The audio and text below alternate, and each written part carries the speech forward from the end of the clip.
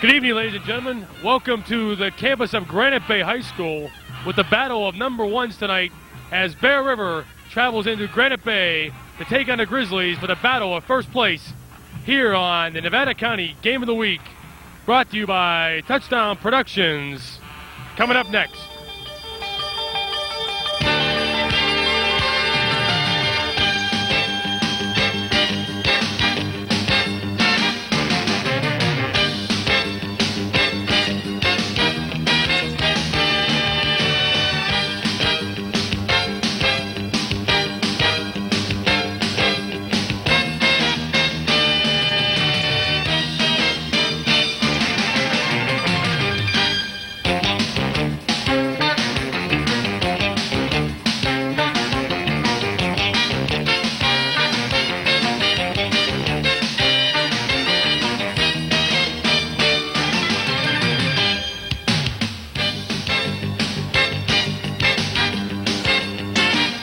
Ladies and gentlemen, good evening and a warm welcome here to my right as we bring you the Nevada County Game of the Week.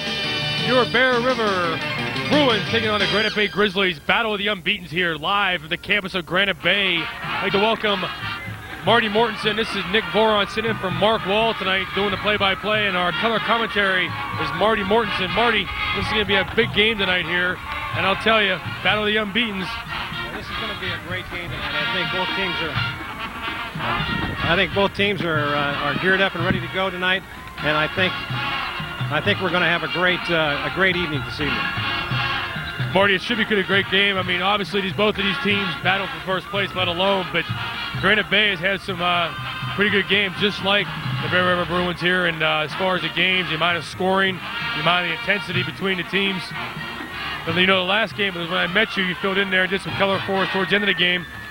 When Bear River was playing Colfax, we all remember that game went down to the wire. It certainly was, and a very exciting game for both teams. It's too bad that, just like tonight, it looks like one team is going to go away with a win, one with a loss. That same thing that happened against Falcons.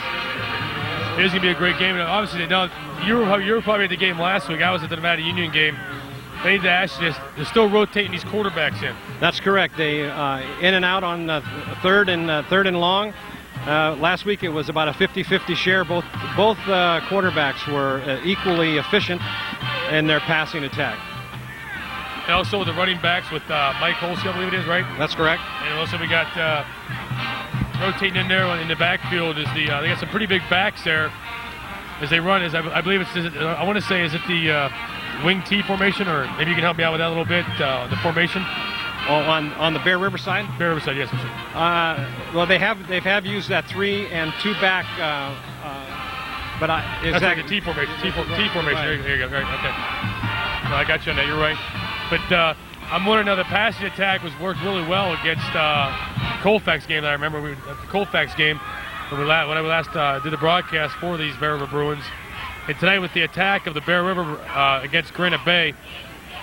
They run the ball a lot, and I'm just wondering, the run defense has been pretty strong this year. Now, Colfax gave him a test with the guy Josh Keeling from Colfax.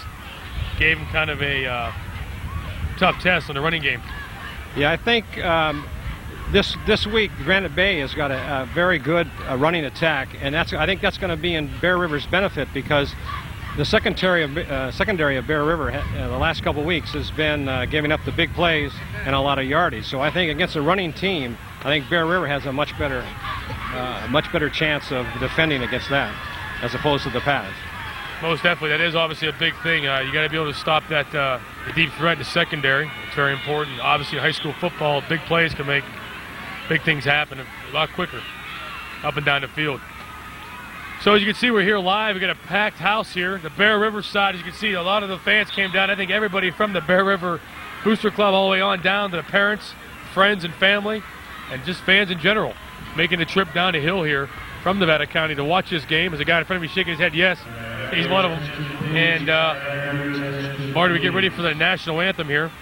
In store for a great game tonight.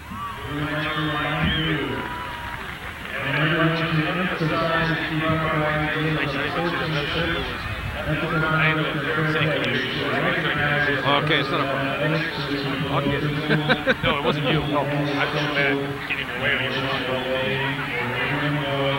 That's no problem. Like doing a hole like that, or I think this is fine, as long as I can look at it.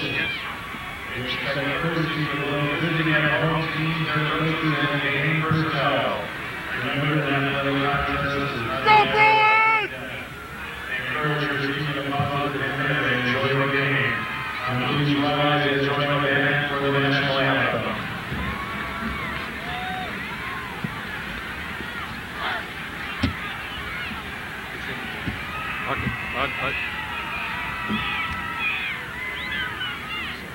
It looks like this one is the latest one.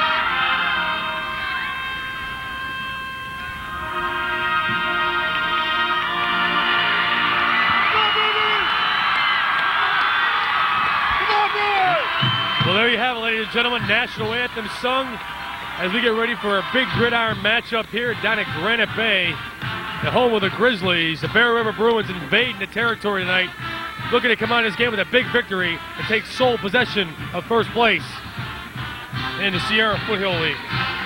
Yeah, it looks like the Grizzlies are all fired up along with Bear River. Bear River seems a little bit more subdued here for their meeting that they're having right now at the center of the field. Yeah, I'll tell you what, Marty, I think they're kind of holding it to that kickoff. I think they want the Granite Bay Grizzlies to think, they're not really fired up for this game. But meanwhile, since that ball's kicked, I can guarantee we're going to see some action tonight. Some fireworks, the sparks flying off those spikes and cleats down there in the field. I think you're absolutely right there. Exactly. That last game, I lost my voice, and you probably heard me. I was going nuts towards the end there, that closing seconds of the game against Colfax. I keep referring back to that game. But that's the last game I did for the Bear River game, and this team's a great team. A lot of enthusiasm, great leadership by Coach Lode. His two sons on the team, obviously, key points and key personnel on the team. As we line up for the kickoff here, Granite Bay will be receiving the kick as they won the toss. And kicking off for the Bear River Bruins is number 20, Mike Holder. Squibler kicked short, picked up by number 88 for the Grizzlies. Taking upfield, he fumbles! And recovered by the Grizzlies. You think a fumble from this angle might have been wrong. As number 88 for Granite Bay returned the kick and tackle by number 51, Chase Johnson. So here we go, folks. As Bear River lines up in the defense. Looks like they're in a 4-4 right now. 5-4 defense. Here we go, Marty. This is quarterback for Granite Bay. Hands off. Ball's up the off tackle, up the right side. We're getting about 4 yards in the play. Second down and 6. Tackle made by John Timoney for the Bruins.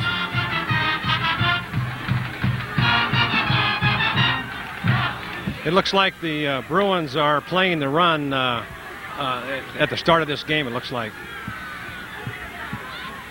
Secondary is up pretty high here.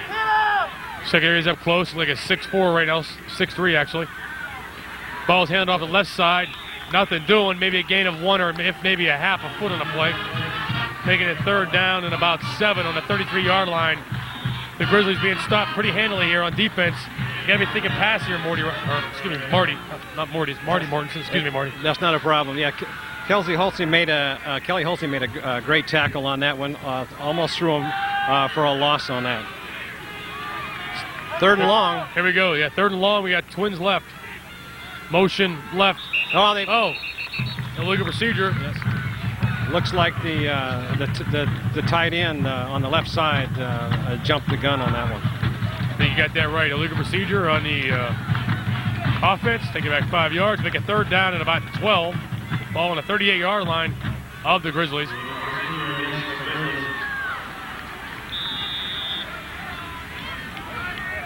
You know, I noticed the fans here didn't stand up on a kickoff.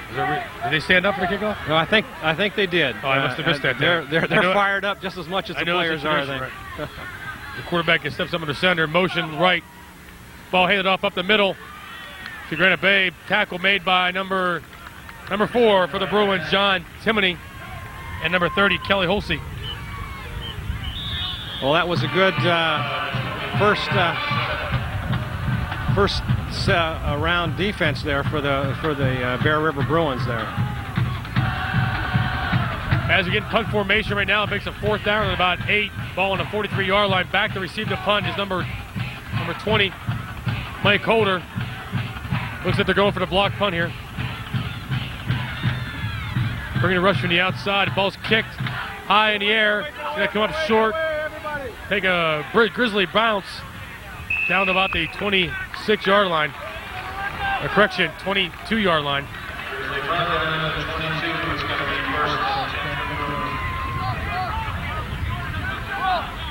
So here we go. The Bruins coming out, fired up and ready to go. 1st down and 10. Ball on the 22-yard line. Let's give you the setup here at the Bruins offense. Quarterback in now would be number 12, Mike Allen. Set up, ball hit off the right side, number 30, Kelly Holsey takes it upfield. Gains a hard 3 to 4 yards in the play. Taking off the off tackle. Tackle by number 45, Andy Gazinski for the Grizzlies of Granite Bay. 2nd down and about 7. Yeah, I think Bear River will establish a run here right at the start. And I think that they will keep the ball on the ground for quite a while here until they actually stop them. Looks like this time they did. Ball's pitched out to the left-hand side, and seemed like Granite Bay knew that play was coming. They stopped it pretty handily. Gained them about a yard, maybe 2 yards of the play. Tackle made number once again by number 45, Andy Gazinski. Yeah, he's the middle linebacker. He looks like he's going to be very active out there for the Grizzlies here. He's a big kid. Here we go, the quarterback now. Rolling left on the rollout pass. Oh, almost picked off by the Grizzlies. Knocked down by number 10, and ball intended for number 21, Zach Logue. Thrown by number 7, Matt Wise. That's going to be a quick 4th down here right now for the Bruins. It looks like they've been scouting that play because Bear River completed that about 7 or 8 times last week. A little down and out. Down and out pattern, yep. It was very effective in the game I saw also against the Colfax. Punt formation, Casey Carlson in the punt. This kid's got a good leg on him. He's going to see if he can put it here deep in the Grizzly territory. Gets off a great punt, kind of wobbly towards the end. Almost had it blocked there. Ball is fair caught by number 81 for the Grizzlies, Gilbert Castellanos.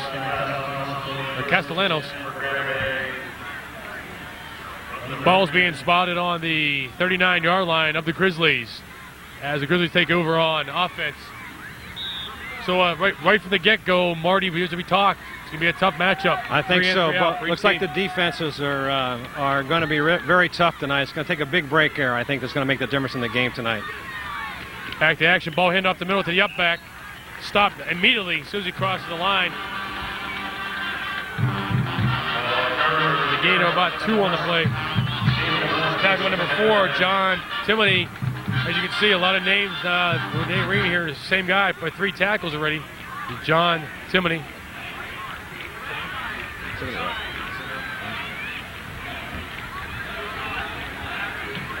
Bruins line up in a 5-4 defense. Quick out pattern, number 81. That's Castellanos for the Grizzlies. Tackle number 21, Zach Logue. A quick out pattern there. They must have known they had that read there. They were lined up in a, I believe, 5-4. Yeah, that looks like the same play that Bear River uses, a little quick down and out to the outside, and that's almost open every time. Pretty effective, too, as it's third down and about 3, ball on the 46-yard line of the Grizzlies. Quarterback hands off immediately to the right side. Ball's taken up the middle to the Grizzlies, number 33. He's taking the ball, he's scrambling. Gets on the outside, he could go all the way. Oh, and he's brought down at the 2-yard line by a group of tacklers by number 5 and number 21 for the Bruins. That'd be Zach Logue and Randy Tapman. Big play up the middle. They get cracked down cross block there on the right side. Off tackle, Marty. Yeah, it looks like once he broke into the secondary and that a couple tackles were missed, and he picked up a couple blockers, he was gone for that great gain there. See, the Bear River fans are very stunned here on that play. On up in the T formation. Hand off up the middle, number 27 for the Grizzlies. That was the same play that just went for the big gain. Big gain, exactly. Stopped at that time. Kelly, 2 is 18. 2 is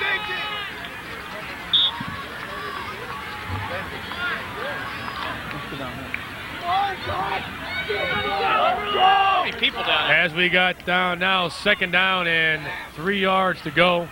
That being the end zone. Here in the first quarter with 6 minutes and 46 seconds left in the game. Or excuse me, correction, in the first quarter. That'd be a quick game, wouldn't it? Ball's handed off. Up the middle, number 33 for the Grizzlies. Touchdown, Granite Bay Grizzlies. Strike first. Number 33 for the Grizzlies. That play went off tackle and took it in for the 3-yard run, and it took about 3 Bear River Bruins to get him down, and he was in for the score. Well, it's going to be a tough game tonight for the Bruins. As the lineup projects your point right now, the Grizzlies look to make it 7-0 as they strike first. Ball snap, placed on, it's up, and it's good. There you have it, 7-0. Number 21, the kicker, Blumenfield, looks like he's got a strong leg. I can look for maybe him to coming down to the end of the game to do a field goal, especially with this wind at his back. So once again, we're here live at the campus of Granite Bay, home of the Grizzlies, as the Bruins get ready to receive. It's 7-0 in favor of the Grizzlies. You know, Marty, I have to agree with you. It seems a little bit the sidelines. I mean, I know they just scored a touchdown, but they need to get that fire back in their eyes and the intensity level. Maybe up just a notch. Yeah, Bear River, at least on the sidelines here, they don't seem to have that fire that they've had the last few games. This ought to be the biggest game of the year for them, because the winner of this game is going to be in the driver's seat to win the league this year. Now this is a unique formation. I don't remember seeing this in the game before. They're lined up in a receive formation.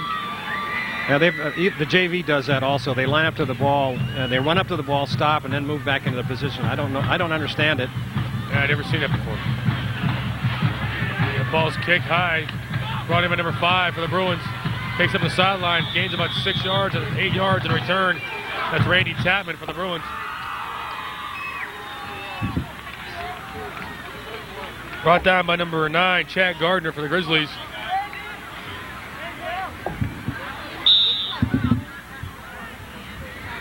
I think now that's the Bear River's going to have to show what they're made of now, I think, because they've got to get a good, long-sustained drive going here.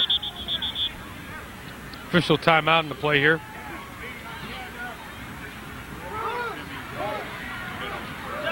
Looks like an equipment problem here. He has his hands taped up a little bit too much. It looks like number 4 for the Bruins, John Timoney. Come on, let's get up there, River! Trying to figure out what happened here with John Timoney. Maybe it's his shirt.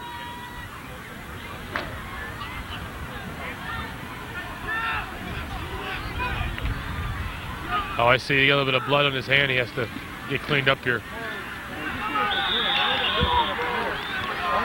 As we're back to action right now, the Bruins take the ball, hand it off on the left-hand side, number 22, Matt Logue.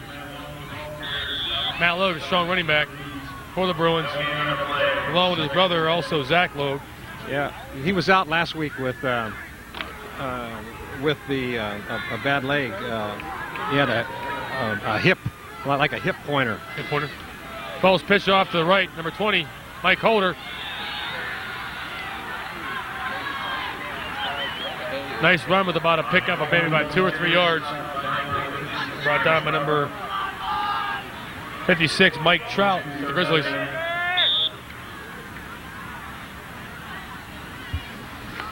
Third and long, and they're sending in Matt Weiss now for the third and long, third down.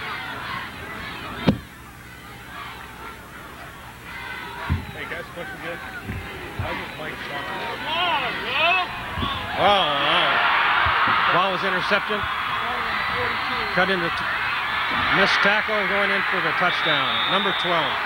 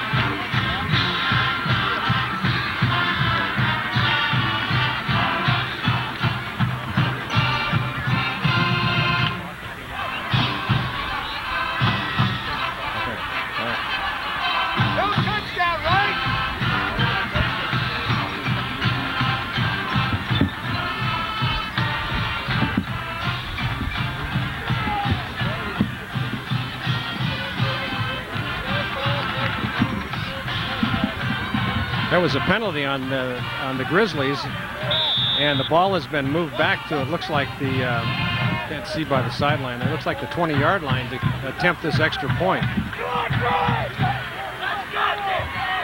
Okay, back here. I'm sorry about that. I had a little bit of a microphone problem there. Marty?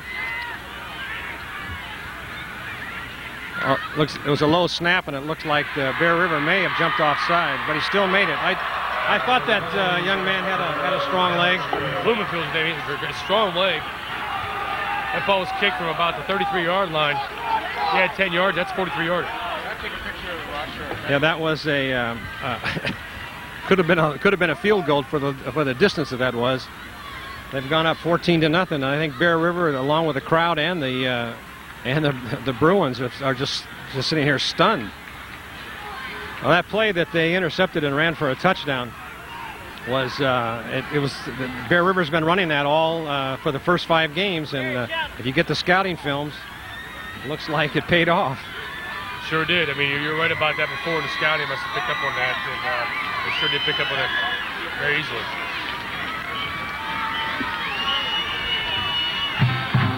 So Bear River's got some fight back to do here, 14-0. Battle of first place between Bear River and Granite Bay.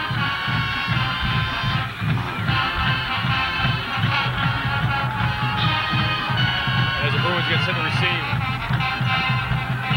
Ball's kicked deep. I mean deep into the end zone. We had touchback.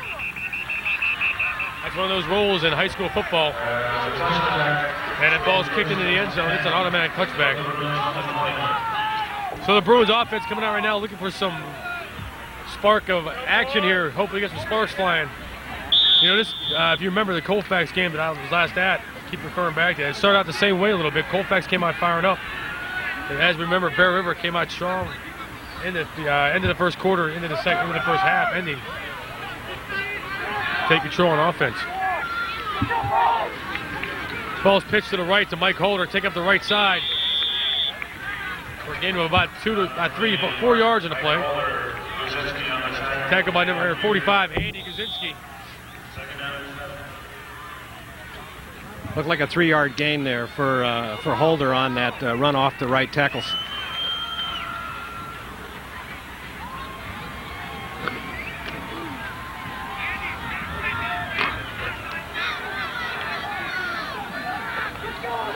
As the Bruins step in, ball's fake pitch right and up to the left-hand side. Nice little counter play there, but Granite Bay didn't seem to be fooled on that play. Once again, a familiar number 45, Andy Gazinski. Yeah, he's playing the middle linebacker spot, and he seems to be on every tackle. He's all over the field here. Wherever that ball goes, you can find him. It's a big kid. Screen pass to number 5 for the Bruins. Looks like it might have come up short. Yeah, he's short. Once again, 3 in, 3 out. Short the first 3.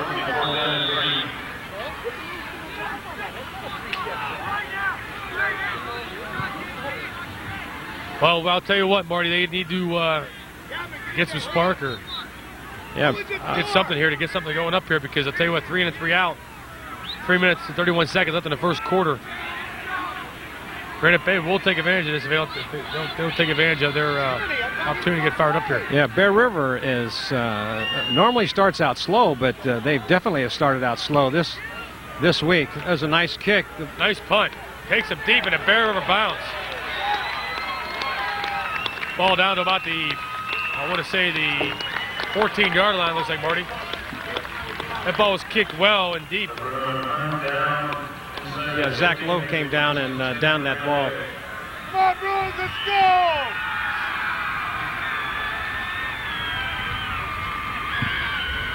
So maybe that's some momentum and spark that they need, even though they're in punt formation, have to punt the ball away. Putting the Grizzlies deep in their own end area here. Could be the spark they just need here. As they call timeout, a little bit of confusion out there on the Bear River side. It's like they were one player short on the getting set up to defense that play. Yeah, Bear River looks like they're running on about 3 cylinders here, and they're going to have to pick it up.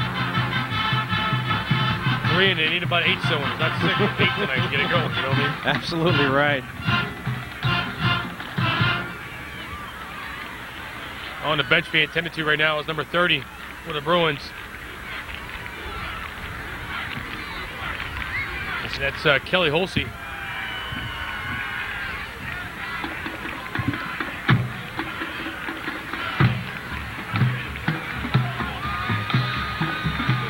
I think that the Grizzlies will probably continue to keep running the ball until the Bear River Bruins stop them. They haven't seemed to stop them here at all. Exactly. Motion right for the Grizzlies. Ball's handed off up the middle to the right-hand side. Gain of about 2 or 3 in the play. Brought down by number 40, Nick Whitney, for the Bruins. Yeah, that was the same play again that they've been running off the right guard, and it's gone for almost a touchdown on the first time they ran it, and they've run it 3 other times since. So it looks like Bear River has tightened that play up a little bit. Well, here we go, back to action as the Grizzlies ball hand off again. Cross, looks like a counter play. Running a counter play there.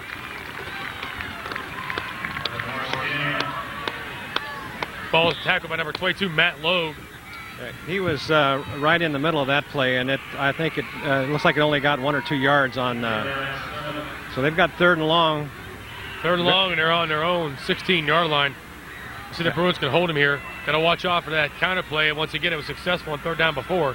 On a 3rd down and 3 play, they almost went for a touchdown. Twins left, motion right, ball handed off for the motion man, number 18. Looks like he was a great tackle down there by number 60 for the Bear River Bruins. Yeah, it'd be Wes Castor. And I think he's just short by about a foot, maybe about a yard. I think they'll be pulling the change out to measure this one. Looks pretty close. As the referee's coming over to see if he's going to do a measurement or not. And they're bringing the change out to do a measurement here. 4th and inches, it looks like. It does look short there. But what do I know? Sometimes from this far away, it's hard to tell, even with the binoculars. Yeah, you probably know better than I do. Last week I made a call. It was 8 inches, and 8 inches. It was an infamous call last week against the NU game we had. Now, being the game was 75-28, it was like at that time it was like 59-14.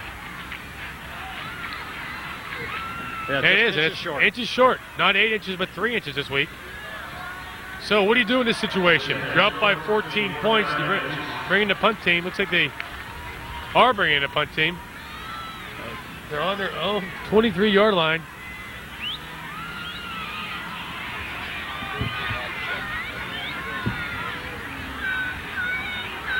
So here we go, 4th and inches. And we're going to see here after the referee brings the sticks back. Are they going for it, Morty? I think it looks like they're going for it. No, I don't think so. I think they may try to draw Bear River offside. Bear River tries that play quite a bit, but to be on the safe side, they're going to have to kick this deep in their own part of the field. And I think with a good run back here, Bear River should get some good field position to start this next set of downs. Well, punt formation now has a snap count pretty quick. They get the punt off. Ball taken in by number 20. Mike Holder takes it upfield to the right side. Gets into the Grizzlies territory. So there you go. That could be a little momentum for the Bruins. Getting into the 46-yard line of the Grizzlies. Can they take advantage of it? Well, we'll see. I think Bear River at this point in time is going to have to step up and start putting some plays together, some runs, some pass, and to show that they're in the same league with this Granite Bay Grizzly team.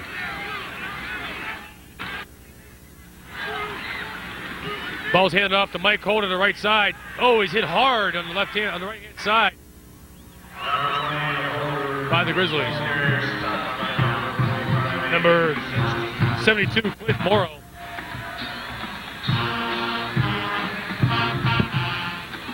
So, big defensive play by the Grizzlies. There's a play being run in by number 21, Zach Logue. Coming out of the game is Casey Carlson. One thing I do like about Coach Logue, Marty, is does a lot of good substituting. Gets a lot of good key players in there. Mixes things up.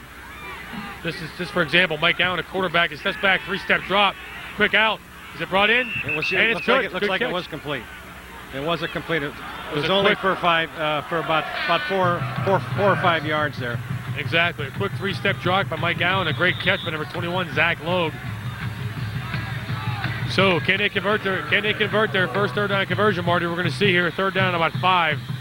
Well, if they're going to do anything in this quarter here, with it's about 27 seconds left, they're going to have to execute it on this play here. 5-step drop. Oh, screen pattern. Almost intercepted. Almost intercepted. He kind of threw that ball way ahead of him. Didn't wait for the play to develop, it looked like. Intended for James Perini. James almost made the interception on that. I'm sorry. Okay. Thanks, Marty. Take it away, Marty. I'm so good. No problem. You saw number 5, Randy Tapman. 2 number 5s out there. The Randy Tapman I had out there. Wide receiver. It was number 5 trying to receive the ball, and number 5 on the Grizzlies was defending. So just give me 5, baby, huh? I messed that one up.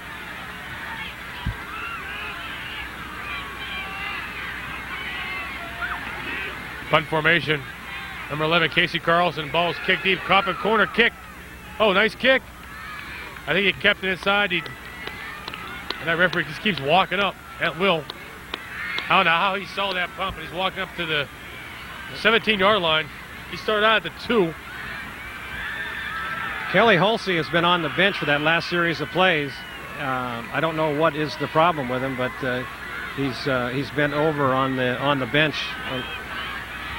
And he was not in that last series of down for Bear River, and he's a key factor in Bear River if they're going to win this ball game. So 7 seconds left in the first quarter. Granite Bay sets up and Twins left. Ball hand off to the off guard again. Tackle made by number 10 for the Bruins. And number 60. And number 60. Number 60 would be Wes Carter, McCaster. And number 10. The Nevada County Game of the Week is underwritten by Liberty Motors, now located in Yuba City and Grass Valley. The game is also underwritten by Hanson Brothers Construction and HBE Reynolds.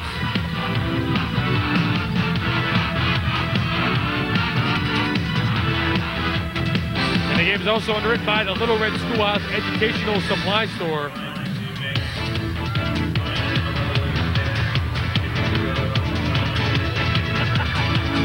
and the House of Print and Copy.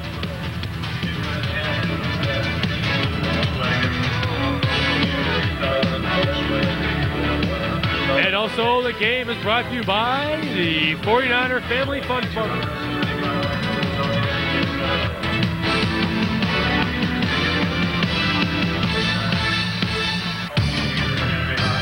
And don't forget, folks, next Saturday, October 23rd, Nevada Union versus Grant High School will be a key matchup for the Nevada County Game of the Week.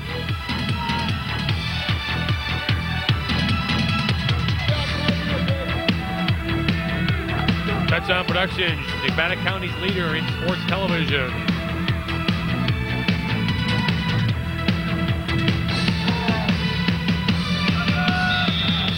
And we're back to action here, folks, as Granite Bay takes over here in the second quarter. Second down and 9 on the 17-yard line. Three-step drop, caught by a big tight end. Up the middle. Oh, fumble! Picked up by the Bruins. Great play. That got the spark. They got the team even fired up. Got the fans alive over here. Oh, that was a good play developed there. It certainly was. And the receiver, I believe that was number 8. Could he be any bigger, Marty? No, I don't think so. He's a big kid. He was looking at the two tacklers from Bear River on the inside of him. And one of the Bear River Bruins came up on the opposite side and tackled the ball, and the ball popped straight up in the air. That was a great defensive play by the Bruins. Oh, it sure was, Marty. Maybe this will be the thing that fires up the Bruins here in the start of the second quarter. Ball pitch back, number 20, Mike Holt on the play on the right-hand side. Kind of gang tackle there a little bit. Gain of about 3 to play. Knock somebody down. Let's go. Ball tackle made by number 48, Sebastian Ruiz. That's a football name for you, folks. Sebastian Ruiz.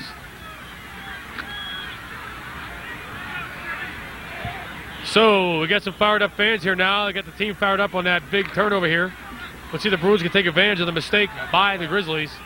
Second down and 8, ball on the 45-yard line for the Bruins of Bear River. Looking to get in the end zone here as the ball's handed off up the middle. Stopped cold in his tracks is number 22, Matt Logue. Somebody's got to block a linebacker. Come on. Now, once again, that was number 45.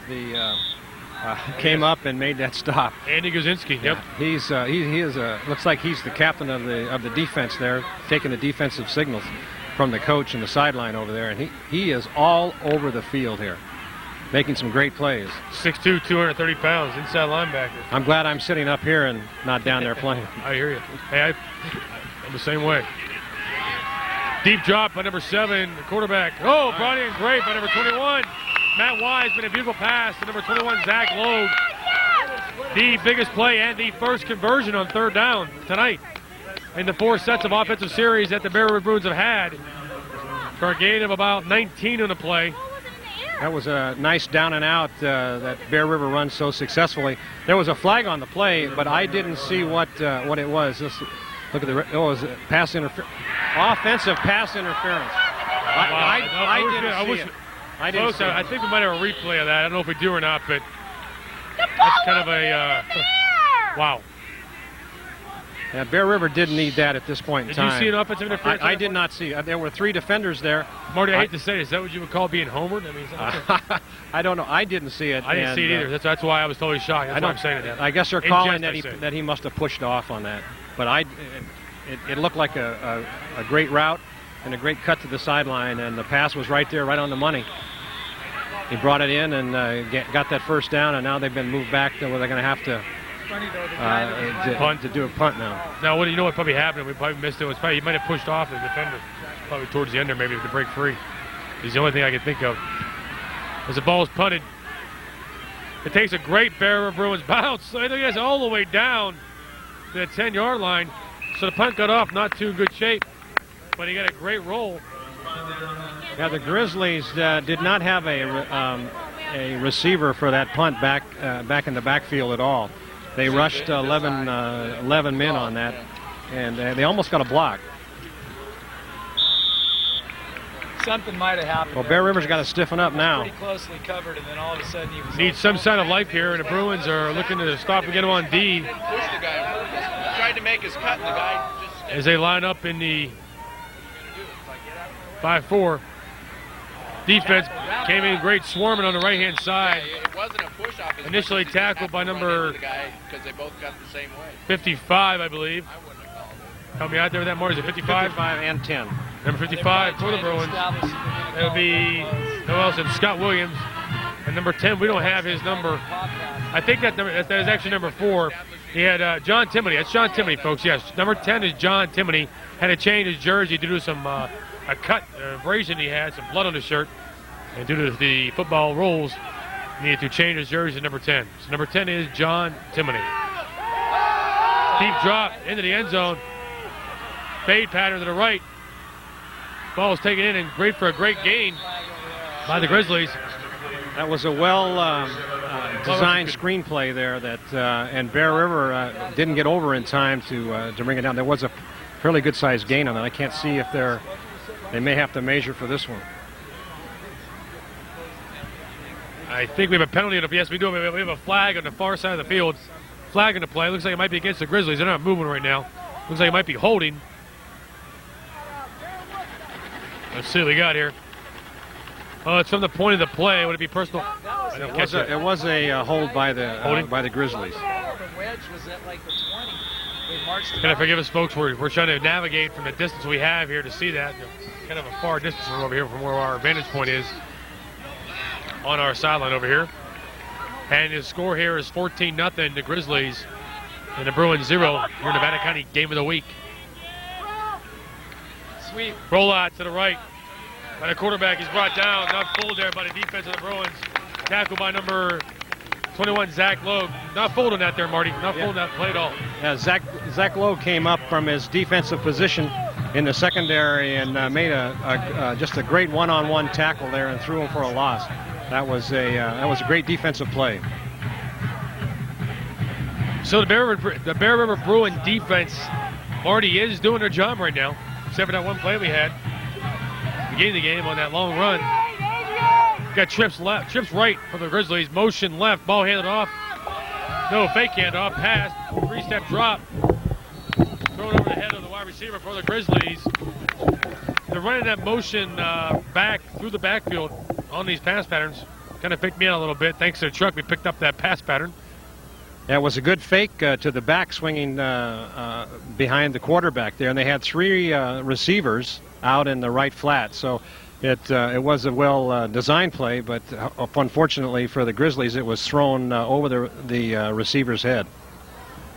But nonetheless, now we're in punt formation, 4th down and 9, ball on the 13-yard line. The kicker's going to be in his own end zone right now, Marty. This could create some havoc with Mike Holder back to receive the kick.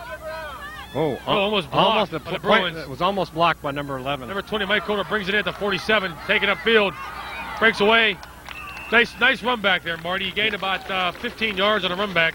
He brought the ball all the way up to the Grizzlies' 40-yard line, so the Bear River is going to start an excellent field position here, and hopefully they'll be able to at least get a few plays going here where they can get a first down and possibility of a touchdown. They're in good field position. So here we go, 1st down and 10, ball on the 40-yard line, 8 minutes and 1 second left in the first half. The Bruins at number 7, led by quarterback number 7, Matt Wise. Ball's handed off the middle, number 22, Matt Logue for the Bruins. Off guard play, gain of about 3, correction. Tackle by number 56, Mike Trout.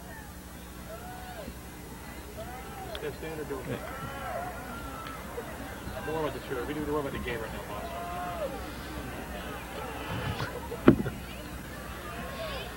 Looks like Bear River's trying to stay away from the big middle linebacker, the guy that's been making all the tackles. Andy, yeah, right, Andy. He, heavily rushed out of the pocket by number 9 for the Grizzlies, Chad Gardner. Number 7, Matt Wise, had to throw it away wisely, I might say, to his advantage to prevent from being sacked. Looks like Bear River put nobody on number 9, Chad Gardner there, and he had a free rein at the quarterback, and it was just one of those throwaway passes to keep from taking the sack. Well, as we mentioned before, Kelly Holsey's still on the bench being tended to. I wonder if he has maybe probably got a hurt or a case of the flu, maybe. That flu bug going around. Shotgun pass formation. He's got a lot of time. Right down the middle. Come on. Caught by Zach Lowe, number 21. Beautifully executed post pattern. It's like he got down to the 25-yard line. He was tackled by number 12. Number 12 of the Grizzlies. There he goes, Mark Palmer. Well, it was a good pattern. They had Bear River had three receivers in the pattern, and 2 went long. And here we go. It's a replay for you here. You can see Loeb comes back for the pass, while the other 2 receivers go long. That was a great play. Back to live action. Quarterback roll out to the right. Takes it upfield for a gain of about 12 yards on the play. First down and 10. Ball's going to be marked on the 13-yard line. Looks like he got down to just inside the 15, maybe the 13-yard line. It's hard to see from this far away. They did get a first down, however. Yeah, first down and 10 on the ball on the 13-yard line. Got a nice 13-yard run by Zach Logue, and the signs of life begin to happen as we sit down here at the campus of Granite Bay.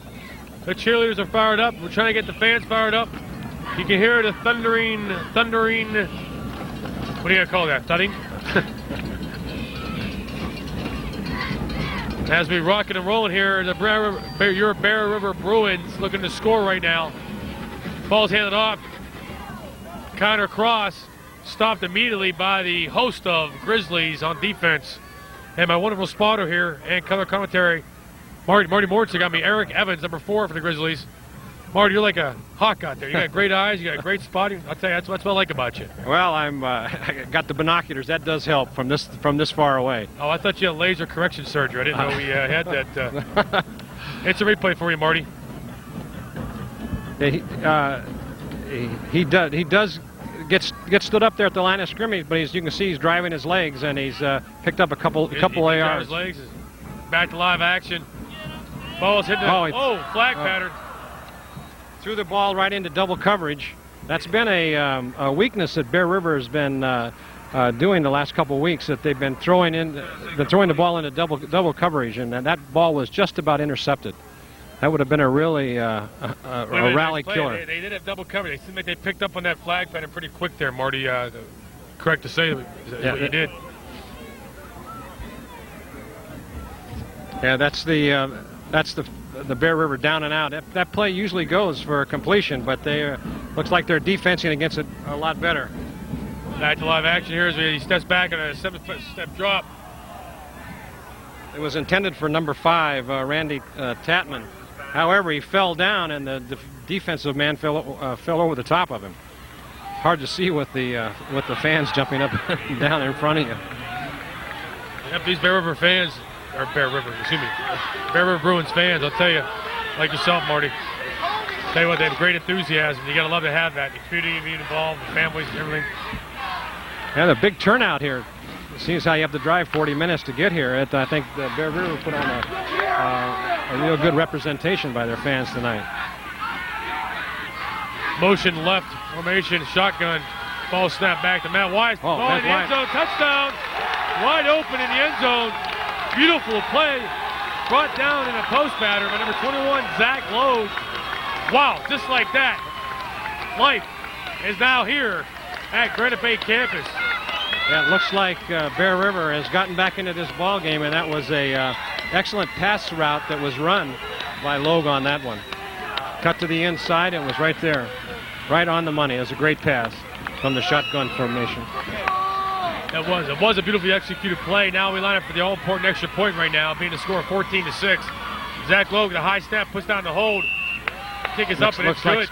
No, it's no good. It's good from here. No good.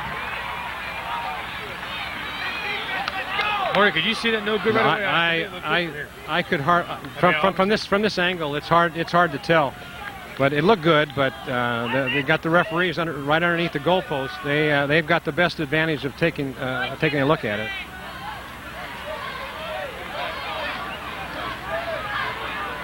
Here you can see that from the shotgun formation, Logue ran a little down and out, turned around on the inside there, picked up the ball, and then just dove into the end zone there without any interference from the defense there. Excellent play. So there you have it, just like that. The Bear River Bruins get a spark of life right now as they're down here at Granite Bay, the campus of the Grizzlies. This game is far from over. The Nevada County Game of the Week here at Touchdown Productions, your leader in sports television, with 5 minutes and 53 seconds left in the second quarter. It's the Grizzlies 14 and the Bruins 6. Battle of the unbeaten. Ball's kicked off by number 20. Mike Calder by number 37 for the Grizzlies. Brian Peck hit hard, and I mean hit hard, like a Mack truck. Comes down number 32 for the Bruins, Taylor Alvarez. You can hear that action and thud from up here.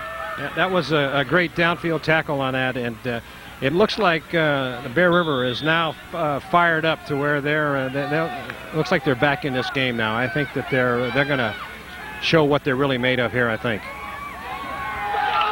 You know, a hit like that, number 32, Taylor Alvarez, on the sidelines, a junior. As you know, he'll probably be starting next year as a running back and a linebacker. Once again, hand off the middle like it's been all night for the Grizzlies. And off guard to the right side. Tackled by number 22, Matt Logue. Here comes the instant replay for you, Marty.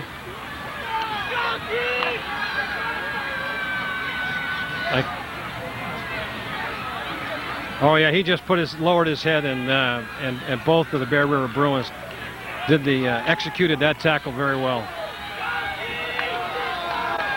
And we're back to live action as a new quarterback in the game for the Grizzlies of Granite Bay, Scotty Williams, with motion right. Ball handed off, the off guard again. Once again, he breaks loose. Brought down, a saving tackle by number 11 for the Bruins, Casey Carlson. That was a big gain there. Yeah, gain of about 35 on the play. Takes the ball now to the 48-yard line. Correction, 46-yard line. These referees are making havoc on me tonight on this spot of the ball. They take it up, move it back, take it up, move it back. A little Keystone Cop action out there tonight, Marty. Yeah, it's hard to tell where the ball's going to be spotted. The way they're walking back and forth after the play is over. 5, 6, 7 step drop. Ball's thrown deep for number 81 on a fade pattern on the sidelines. Almost intercepted by number 21, Zach Logue for the Bruins. Great defensive coverage on that. Yeah, even though the receiver got behind him, Marty, I don't know. He did get behind him. He did, but I think he had good coverage. He was on the inside. The pass was to the inside, and I think the only one that was going to be able to make that catch was going to be Zach.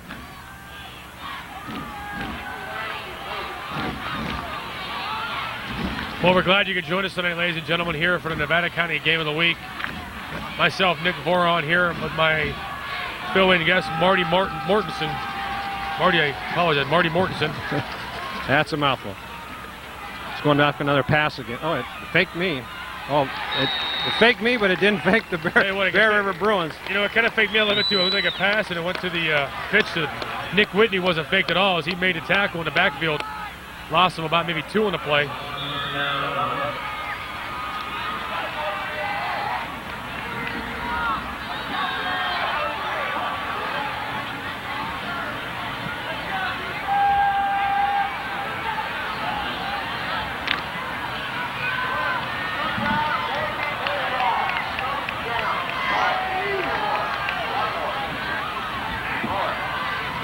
Back to live action now as the quarterback, Scotty Williams, steps back and he's sacked for a loss of about 8 in the play by number 55, Kent Sheridan. That was a big name a couple weeks ago when they did a Bear River Colfax game. Kent Sheridan had a big game against the Colfax Falcons, and he came up big there. Great defensive play. That was a great defensive play. They, I think now that Bear River should get a good field position here. You can see that they broke through the line as the quarterback went back to pass. Looks like Nick Whitney caused some major he played off his block and took him down for the loss. That was a great defensive play. Back to play action here. 4th and 20 punt formation. The ball's hit down the sidelines. Kind of a wounded duck. Picked up the last minute by Mike Holder. Takes it. He's got the sideline. Oh, he's got the open. whole sideline. Run up the sideline. Great run back. That was a great play. That was a great 22-yard run back on that play. Exactly. 22-yard run back by number 20, Mike Holder, who turned something little into something big. So here we go. 2 minutes and 53 seconds. Can the Bruins get in the end zone here? Drive down before the end of the half. Yeah, with 2 minutes and 53 seconds, if the Bruins can take it down the field and get the 2-point conversion, I think they'll be very happy with a 14-14 tie at the half. Motion left for the Bruins as steps back is number 12. It's a screen pass there. That was a great call. Great screen, great execution by number 22, Matt Logue, and a great screen by Mike Allen, the quarterback. I love the way the coach interjects these quarterbacks in and out of the game. That keeps the defense on their toes. We have an injury here in the field. Looks like, is that number 22? Yeah, Matt Logue, who took that. He's had a deep thigh bruise last week. He sat out last game, and so that's 2 key running backs out of the game here. This could hurt Bear River very seriously here. Ball's handed off to the left side and taken on the off tackle. We got a flag on the play. Tackle maybe number 9, Chad Gardner, but a flag on the play would indicate possibly holding. Yeah, it is. It's holding on the Bruins of Bear River. It's going to put the Bruins in a hole a little bit here. It'd be first down and 20. Correction, first down and 25. Seems like every time Bear River gets a little momentum going, something comes in, either an interception or a holding call or some other penalty. Causes the breakup in the momentum. But on that screen pass that Bear River completed, that is a play that's been put in here.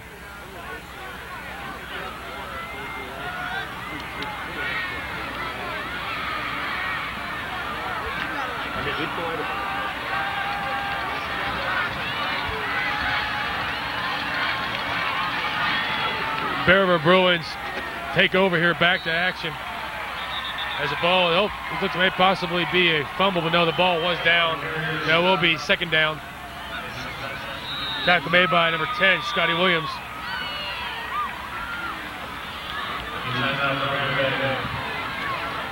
I was mentioning about that screen pass that went for the 22 yards. Bear River hasn't been using that play in the past, and I think the quarterback sold it very well this time. When they run it before, he's kind of given up on it too early, and he hasn't sold it. And this time he did a very good job of selling that screen pass, and it resulted in a big yardage gain. Well, with both running backs here, Kelly Holsey and number 22, Matt Logue, we're going to try to give you an update on that when we can here. We have our wonderful staff here tonight in the truck, and also the camera operators and also the board operators.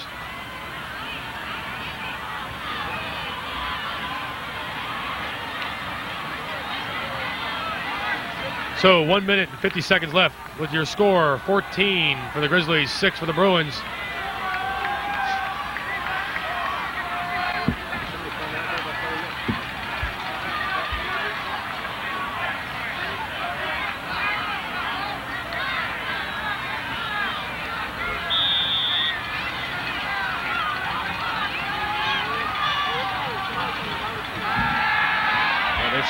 Roll out. Oh, man. Oh, you got heavily rushed on the play there. Yeah. No, and a penalty. A late flag on that. Yeah, he did throw the ball away. There was no question about it. There was no receiver in the immediate area at all. That'll be a loss of down and the yardage. This isn't the NFL. You can't. Even though he was out of the pocket being chased, that was a deliberate throwaway on that pass. Sure was. It unfortunately pushed back in your own zone here. It looks like they're going to be making now third down and a long set here. About 30. Second, about 31. I can't see where they're spotting. It's like they're spotting the ball on the 30, 35-yard line. So it's about 21 yards to go for a first down here. Third down at 24. There you go. Ball on the 36-yard line here with 1:44 left in the second quarter.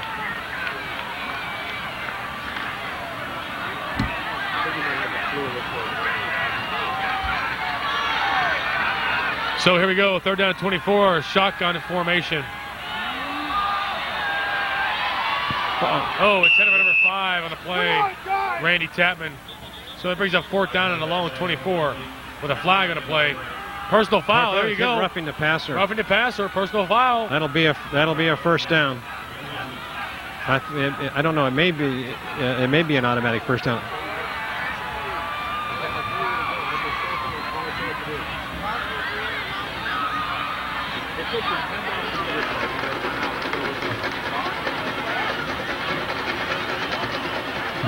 Bear River only had one player in that was Randy Tapman yep. in the pattern, and they had four Grizzlies covering him. So that pass play was not going to be completed.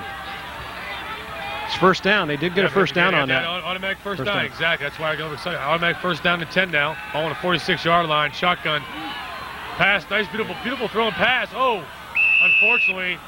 Taken out of bounds, a ball intended for Mike Coulter. We got time to go down and score. Go! It was a beautiful pass. You know, Marty, I'm thinking, weren't they thinking run here maybe, possibly on the first down at least to get some yardage. Yeah. Being now they know they're going to have to go and throw the ball again. So I think it's a run play would have been probably a good call on that one. But Bear River hasn't been able to run the ball lately with Holsey being out of the lineup. A lot now with Matt Logue being out also.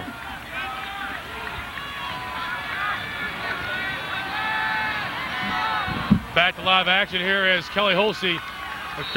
Correction, Zach Logue. Great pass, brought in for a first down to the 40-yard line of the Grizzlies. Great pass there, great execution on that pass between the two defenders. They had three receivers in the pattern. Zach broke to the inside, and the ball was right there when he turned around. It was a great play for a first down.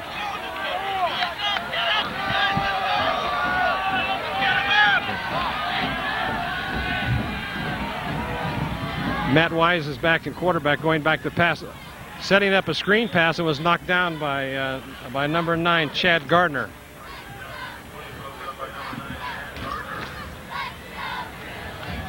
Hello.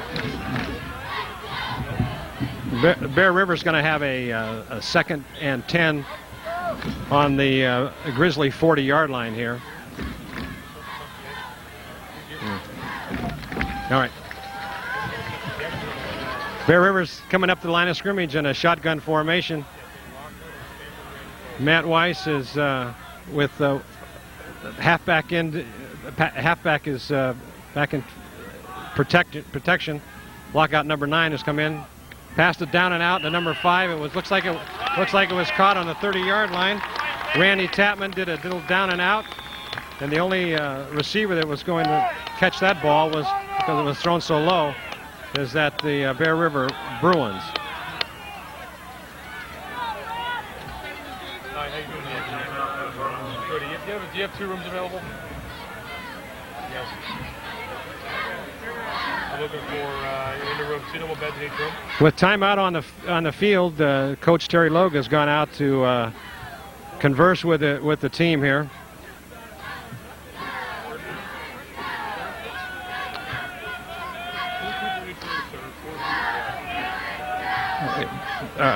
The Grizzlies are holding a 14-6 lead over the Bear River Bruins here with 41.5 seconds left to go in the half.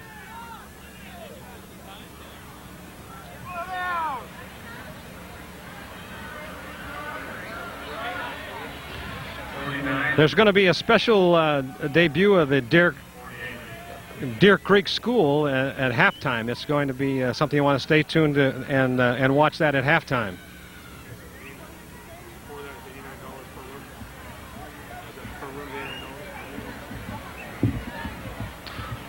Deer Creek is needing to raise $20,000, and this is going to be a fundraiser to help promote and raise money for the school.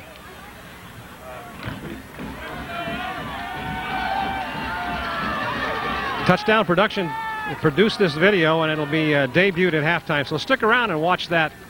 That'll be very interesting, and maybe you can help to donate some money to a good cause. Matt Wise is up at the line of scrimmage. A handoff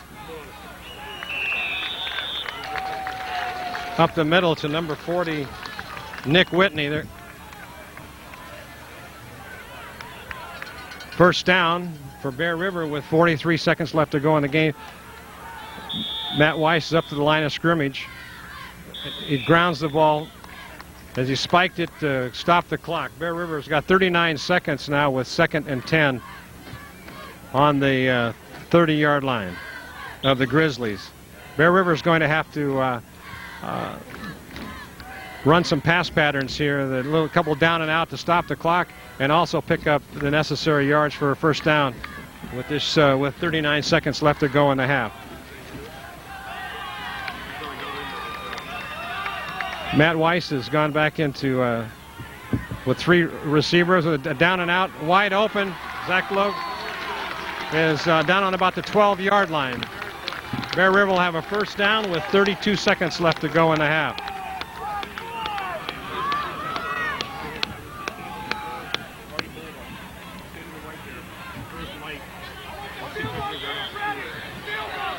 Casey Carlson has just come into the game with the play.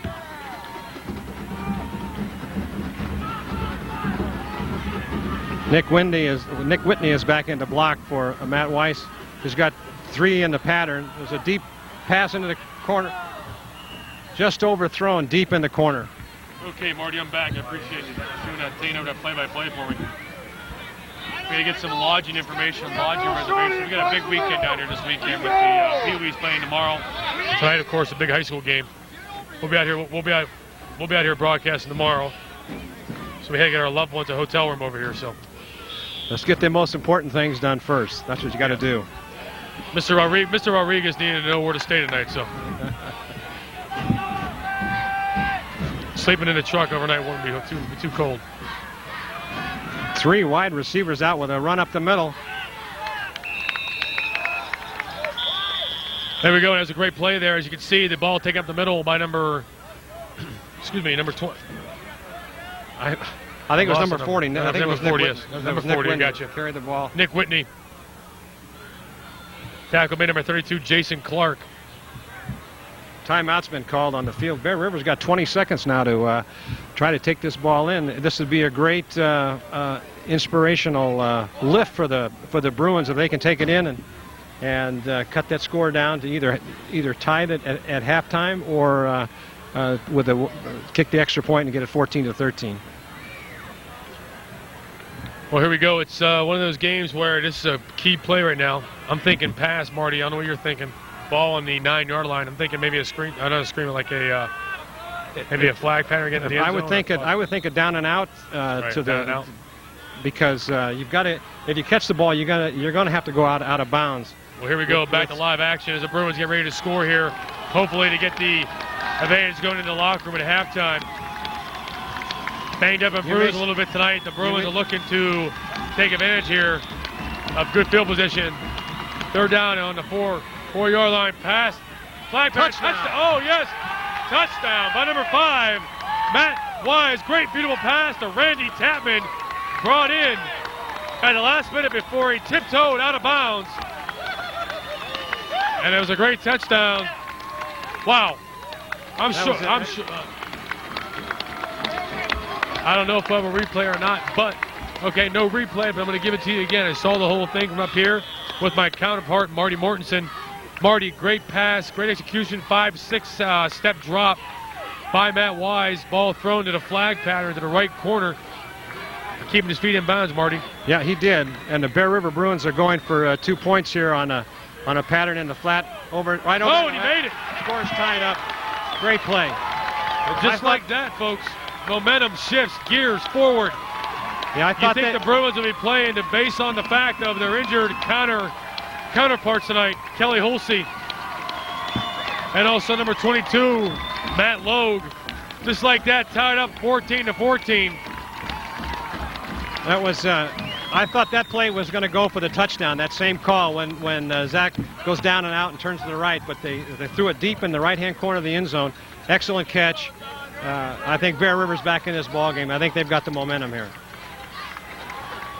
And with that, the Bruins definitely cooled down. They cooled down the fans of the Granite Bay Grizzlies, and also cooled out the air here a little bit. It's a little bit chilly out here now. It is. I just wore my sweater, and I think I probably should have brought a jacket here tonight. But this is pretty exciting, though. That's what high school football is all about.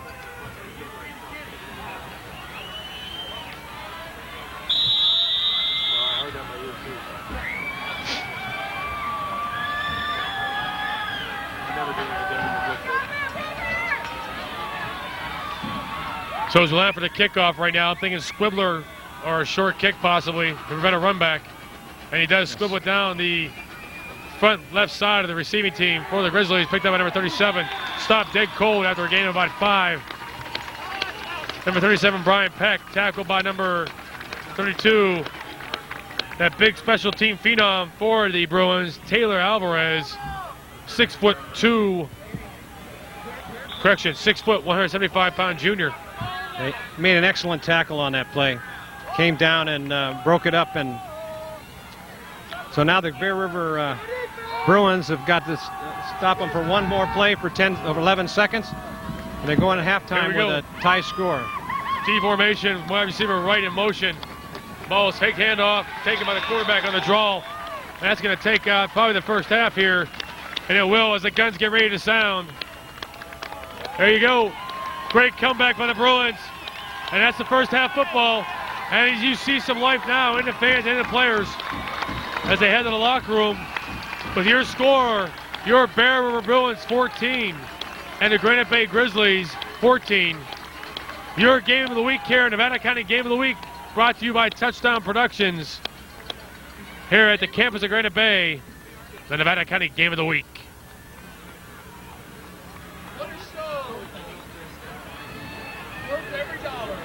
The Nevada County Game of the Week is underwritten by A to Z Supply, Ace Hardware.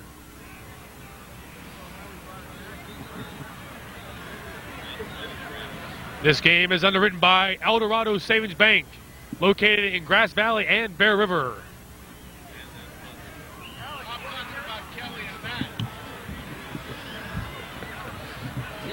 By Combi Trophies and Awards. What happened to Halsey? What happened to Halsey? And also by Intercounty Title Company of Nevada County.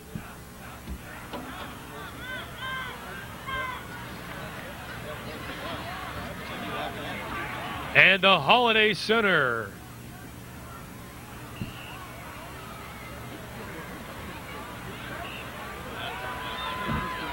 And don't forget, folks, next Saturday, which is October 23rd, the Nevada Union Miners take on Grant High School.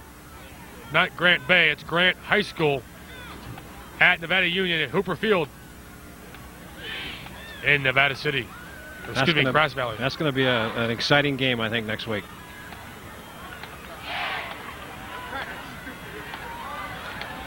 That game matches up as tonight's game we have on tap here. Battle of the, well, as of right now this week, unbeatens.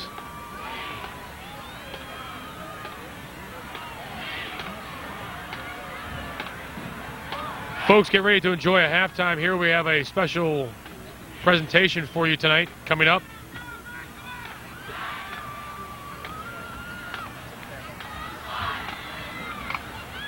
And it's going to be the debut of the Deer Creek School video that we're going to bring to you here live on your leader in sports television, Touchdown Productions. But now let's bring you the live performance of the Granite Bay Grizzlies marching band.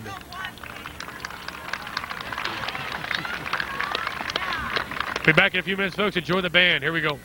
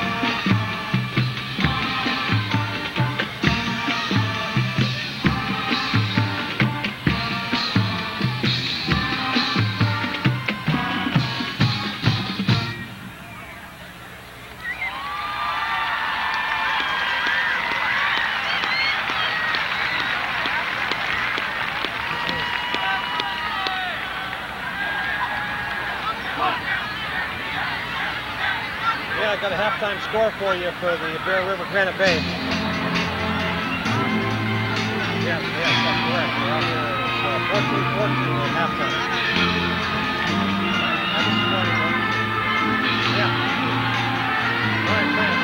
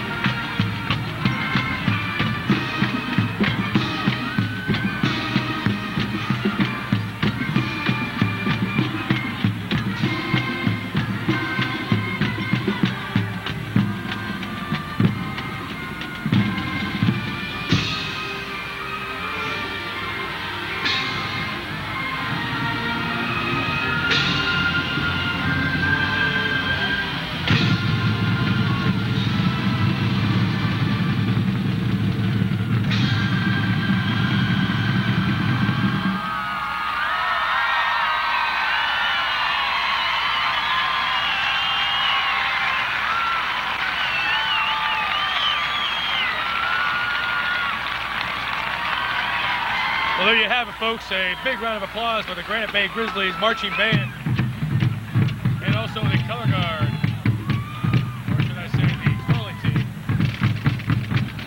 That's the best. That's one of the greatest things there. High school football at its best. Not only the players on both sides of the field, but both cheerleading staffs, the marching band for the Grizzlies. And up next for you, folks, we have a special presentation, the debut of the Deer Creek School video,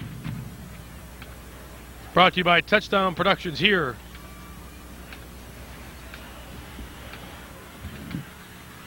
Welcome back. I'm Marianne McClary. This is 31 Action News. In the foothills today, an aging playground at Deer Creek School in Nevada City has created concern for school officials and parents alike. Built in 1985, the structure, known as Fort Deer Creek, is slated for demolition early next year. Now the problem is how to raise the $20,000 needed to replace it. Action News reporter Jacob Doak is at Deer Creek School and has this exclusive report for us on the fundraising project called Brother, Can You Spare a Dime? Jacob, what can you tell us? This structure has been here since 1984, and thousands of kids have enjoyed using it. But unfortunately, All good things must come to an end. And this is a structure whose day seems to be done. Earlier today, I asked some kids for their opinions. Man, this thing's really hard to crawl through. It's more like playing on a big splinter machine. You know, it's really time for a new one. Yeah! We also spoke to Principal Mike McGar on the condition of this old structure. The structure is really not developmentally appropriate for the students at Deer Creek. Secondly, it's made out of wood and has been deteriorating over time. In fact, this last year we had to take out about half the playground because kids were getting hurt as they climbed through a concrete tunnel that we used to have out there, and a family of skunks decided that they were going to live in the big tires that we put out there for the kids to play on, to say nothing of the fact that kids were getting splinters and getting injured on it because it's just outdated and worn out. Now, let's go to Nevada City Elementary, where our field reporter, Nick Federoff, can show us the type of equipment Deer Creek is hoping to purchase. Nick? Thanks, Jake. We're here live at NCE, and these kids are having fun. The structure Deer Creek is planning will be similar to this one. It will also have an obstacle course, equipment designed to build upper and lower body strength, and a safe fall surface so kids won't get hurt. It'll be real cool. All it takes is lots of dimes and quarters and dollars and checks. How many dimes does it take to make $20,000? Let's go back to Jake, who has someone there that can make dollars and cents of all this. Back to you, Jake. Thanks, Nick. With me now is the Nevada County Superintendent of Schools, Terry McAteer. Dr. McAteer, how many dollars and cents is it going to take to replace this old structure? Well, Jacob, one of the first things is that we need to have a safe structure. Not only a safe structure, but an age-appropriate structure. So our goal by the fall of this coming year, 2000, is to raise $20,000. So I'm turning to you, the business leaders, community leaders, parents, friends, to be able to help us raise that $20,000 to put a new playground here at Deer Creek School. Once I built a tower, now it's done. Brother, can you spare a dime? Rachel, I can do better than that. Here's 20 for the playground project. How about you, Nevada County? Help us out. 50, 100, 1,000. Help build a playground here for Deer Creek School. Come on, spare that dime. Let's help build a new playground for Deer Creek School. You can look for Brother Can You Spare a Dime donation jars at these fine local businesses.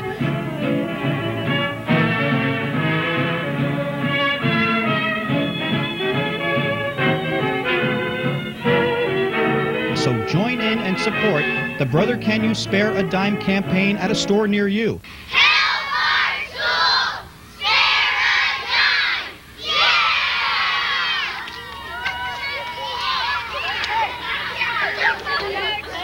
You guys up here! Hey!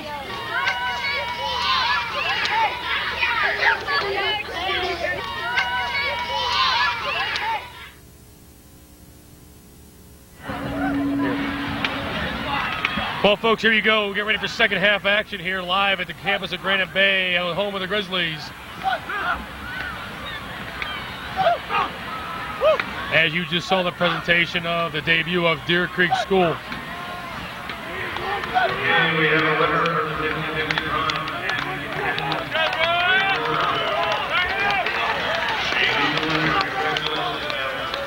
I'd like to send out congratulations to Bear River fan here. She won the 50-50 drawing tonight. So that could be the luck has turned good here.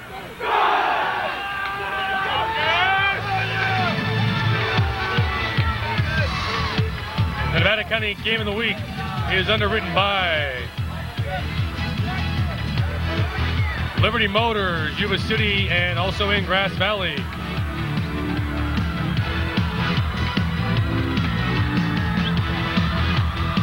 And by Hanson Brothers Construction and HBE Reynolds.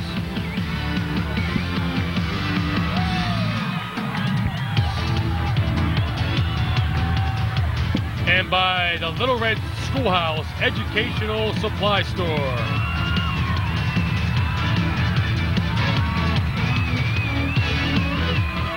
The House of Print and Coffee.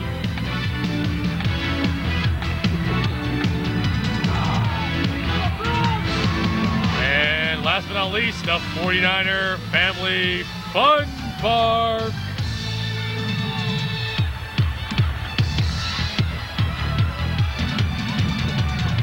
And don't forget, folks, next Saturday, October 23rd at the Nevada Union Hooper Field, Nevada Union versus Grant, the battle of the unbeaten for first place as Nevada Union takes on Grant High School.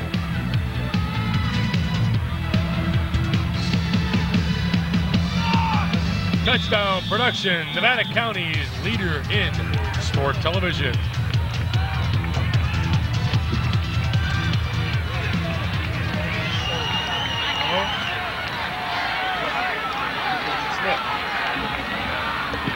Here's the kickoff for...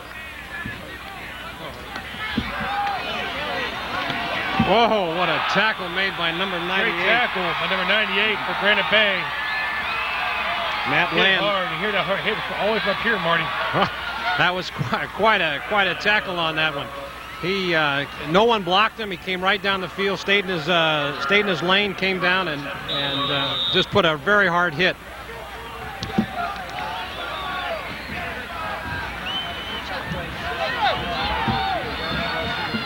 Well, let's see if Bear River has kept the momentum that they had at the end of the half.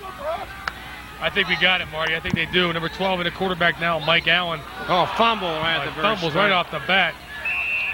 Looks like Bear River recovered, though. The Grizzlies are signaling. Second down. Ball recovered by the Bruins. Side relief by the Bear River Bruins and also the fans here. Get ready to come in the ball game. It'll be Sean Mao, number 80, a tight end. Or excuse me, correction, number 60 bringing the play in. I thought it was number 80.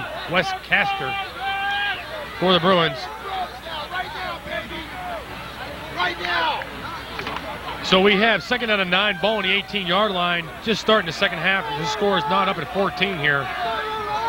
Quarterback Mike Allen in the ball game now as he steps back on a steep 7-step drop. Oh, and the ball is thrown incomplete. He had Casey Carlson wide open on about the 45-yard line, and he overthrew him by about 3 or 4 yards. He had him wide open on the run.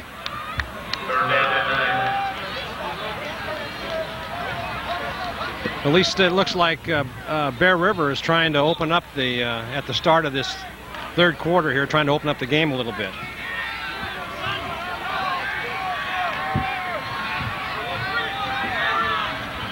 Shotgun formation, ball snapped back to number 7, Matt Wise. He's brought that hard in the backfield by the Granite Bay defense, number 77, Doug Roush.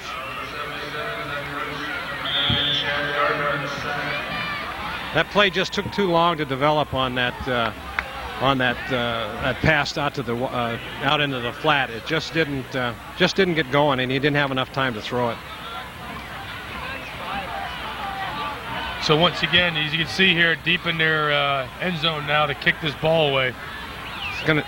It's gonna have to be a big kick to get it to keep it out of the. They roughed the. There's the flag, roughing the kicker. That's going to give the ball back to the Bruins. That's going to be first down and 10. And that ball is going to be marked on the 25-yard line. The Bruins roughing the kicker.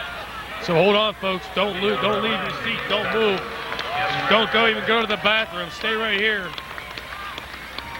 A big penalty on the Grizzlies in the favor of the Bruins, giving them first down and 10 now on a roughing the kicker.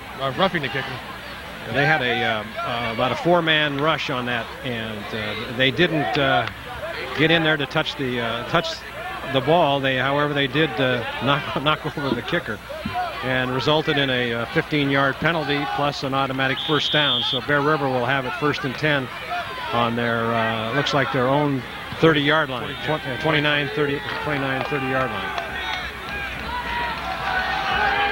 So here we go, back in the quarterback now, Matt Wise. Trips left, formation, ball handoff at the middle, number 40, Nick Whitney, for a gain of about 3 on the play. We'll give you second down about 7.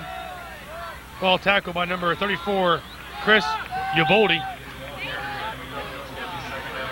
So here we go, second down in about 7.5 yards, ball on the 27-yard line. The Bruins looking to strike first here in the second half. as they convincingly finish off the first half in great fashion. Mike Allen has come into quarterback for the Bruins. Ball's handed off to the right-hand side on an off-tackle play to Mike Holder. Gain of about 2 or 3 in the play. Gives it about 3rd down and about 6. For some reason tonight, Mike just can't get to the outside. The Grizzlies have great pursuit, and they're not. And Mike Holder, like in the previous games, has not been able to get to the outside to pick up some yardage on that play. Well, unfortunately, with a concussion now, apparently to Kelly Holsey and a sprained foot to Matt Logue. The backup running back's got some work cut out for him tonight. There's a shotgun pass back. Oh, great catch in the middle. Beautifully executed pass, completed and caught by number 5, Randy Tapman. Matt Wise with a completion on the play. Yeah, Randy Tapman came right over the middle, and which Bear River in the past, even last year and the previous years where they've had good passing offense, they don't usually throw over the middle, but tonight that play seems to be working quite well, and they picked up first down, so it's 1st and 10 on the 42-yard line. Got trips left formation offsides here. Looks on the Bruins. The right end jumped the. Got a little bit too excited there on that play after a big play like that. It'll cost him 5 yards, and that's okay. It's going to get back to the 37-yard line. 1st and 15.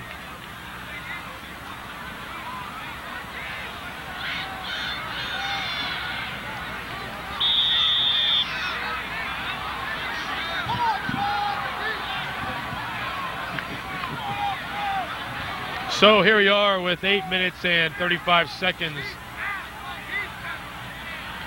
in the 3rd quarter here. L.J. Lockwood just came in to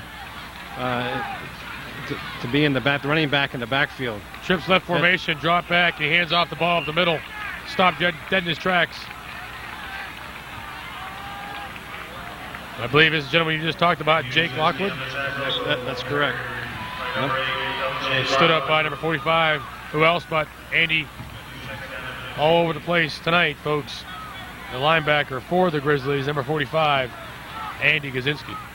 I think after all this time, I think Bear River ought to try running to the opposite side of that middle linebacker. He's making quite a few of the tackles.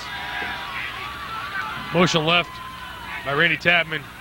Deep drop back pass. Looking to his right. And the ball is... It is intercepted, it looks like. Well, intercepted. Did he have possession? Did he have control of the ball before he came to the ground is what my question on that would be, Marty. And they still have not made a call yet. Oh, they gave the ball to the Bruins. Wow, here comes a replay. Unbelievable call, Marty. They both went up to go after the ball, and I can't. Looks like they both came down with it, and I guess in that looks like the Randy Tapman. Tapman's got it. Looks like he's on the way down. He steals the ball away. I guess that's the old baseball adage being applied to football. The tie goes to the runner. Yep. The tie goes to the runner, or the receiver in this case. Third down, about a long 4 here. Timeout call by Matt Wise. Looks like the Grizzlies jumped into the neutral zone, but the referees didn't call it. Seemed like they pulled a defensive audible there to confuse the Bruins offense a little bit, so Matt Wise wisely called a timeout on the play. Here comes our replay from the angle of our great camera crew here. That number 9 has been putting, Chad Gardner's been putting a lot of pressure on the Bear River quarterback.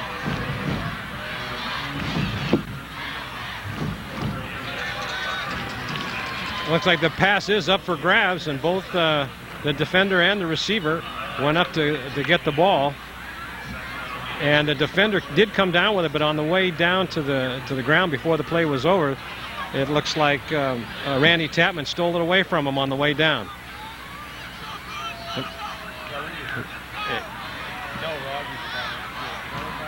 Yeah.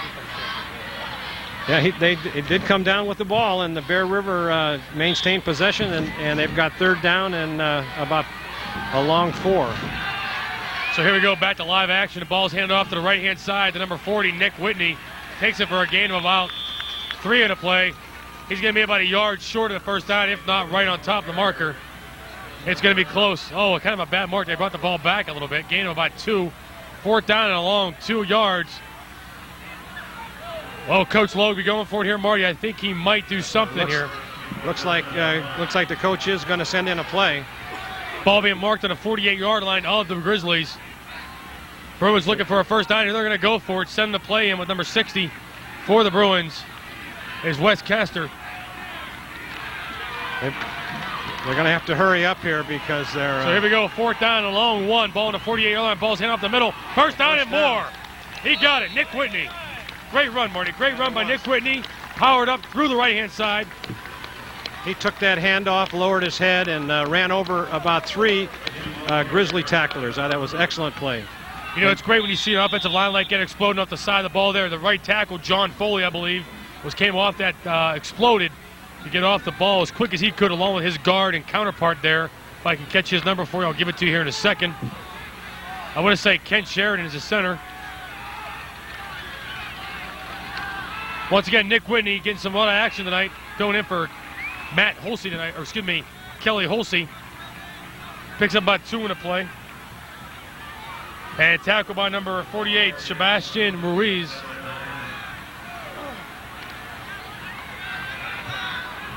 Yeah, the center of the Grizzlies' defense is very strong right up the middle. Bear River is moving them off the line of scrimmage, but they just can't break through to get the extra yardage. Nice play fake, great play fake, drop back pass. Oh, and it's tipped away at the last minute. Randy Tapman had a piece of it, had his hands on it, Marty, but great defensive play by number 4, Eric Evans, broken up on the play. It was also in the backfield there. Mike Holder on his rollout. He threw a big block on number 9. Chad Gardner, who's been rushing the passer all night long, and just uplifted him with a low block. It was quite a spectacular block. So here we go, shotgun formation. Ball snapped back to Matt Wise. Looks to his left for the sideline. Oh, ball intended for number 21, Zach Logue. Kind of a tight play on the sideline there. It kind of looked like a little bit of a camera guy was right in his face down there a little bit, and the change kind of got in his way, but I think I saw the yeah, that was the down and out again. That's been very, very effective for Bear River tonight and in the past few games. Although the pass was thrown just a little bit too high for the receivers. Well, that brings up punt formation now. 4th down and 9, ball on the 44-yard line. So we got yourself a tight ball game here. The ball's going to be punted deep. Great punt. Corner cop and corner kick, and it goes out of bounds. Oh, into the end zone. That was a great kick, even though it did tally into the end zone there, Marty. Good leg there on, I believe, Casey Carlson. Yeah, that was an excellent punt. Just got too much leg into it and kicked it all the way in 5 yards deep in the end zone. A little bit too much on. And I also noticed that the Granite Bay Grizzlies put no rush on the kicker on that play. They weren't taking any chances this time.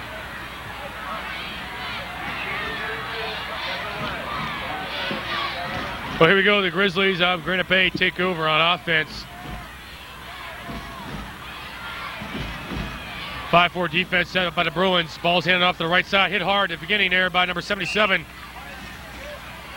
John Foley. For the Bruins, made the initial hit. Put the running back into a tizzy, and it gets a gain of about 3 or 2.5 yards on the play. 2nd down and 8, ball on the 22-yard line with 4 minutes and 43 seconds left in the third quarter. All not up at 14. This game has settled down considerably. It's turning a defensive battle, and Bear River has shut that. That was a play that went for the almost a touchdown, and they have shut that down. 5-step drop back pass, looking left for number 81, overthrown. Getting back in the play was Zach Logue defending the play. Intended for Castellanos. So 3rd down and 8 now. The ball on the 22-yard line.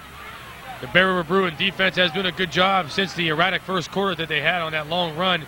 Since then, Marty has not given up any major depths of the plays. No, Bear River defense has really stepped up. They're looking a lot sharper. They're blocking a lot better. They're tackling a lot better, and putting a lot of pressure on the quarterback now. So I think we can look for some strong defense the rest of the way. Oh, tackling behind the line of scrimmage. Tackle made immediately in the backfield by the Bruins, number 55, Kent Sheridan. So the Bruins defense comes out strong once again. Storybook night tonight. This could be 4 minutes and 5 seconds and counting left in the third quarter. 14-14 to score here with the Grizzlies and the Bruins. Punt formation for Granite Bay is number 4, steps back to kick. Eric Evans back deep to receive. The punt is number 20, Mike Holder. Good rush on the punt, staying clear, no penalties.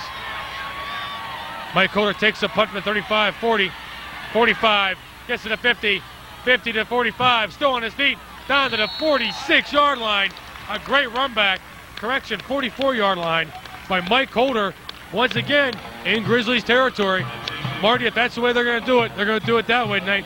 Special teams, not giving up, grit and grut, getting down the field. Grit and grut, I don't know where I got that from. That just came out of the mouth. But I think that is very good adjectives to describe exactly what's going on here. Because this is all being done at the line of scrimmage, and I think that Bear River now with the good field position on the Grizzlies' own 44-yard line.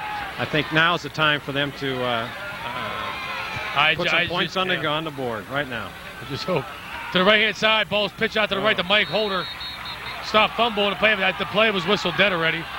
That ball was already whistled dead. There's no time they're going to give that ball to Granite Bay because there's just no way. Granite Bay is pointing that direction, but the whistle had blown. Oh, yeah, the ball was. His forward motion was stopped. Play was whistled dead. So here we go. Second, they lost about 2 in the play. That pitch-out play is... it's not working tonight. They continuously keep running that pitch tonight.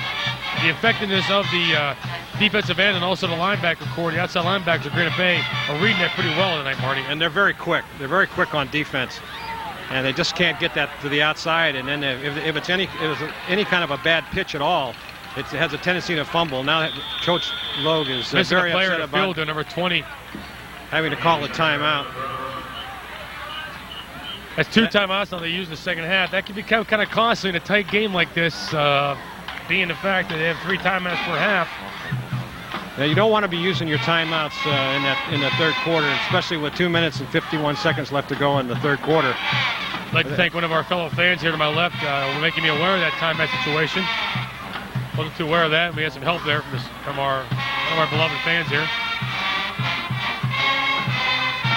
So as we got timeout in the field, your score is Bear River 14, Granite Bay 14. Here with 2 minutes and 51 seconds left in the third quarter, the Nevada County Game of the Week.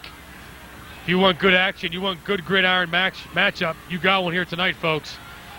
And don't forget, next week we're going to be traveling back to Nevada Union High School as Nevada Union Miners take on Grant High School for a battle of the league.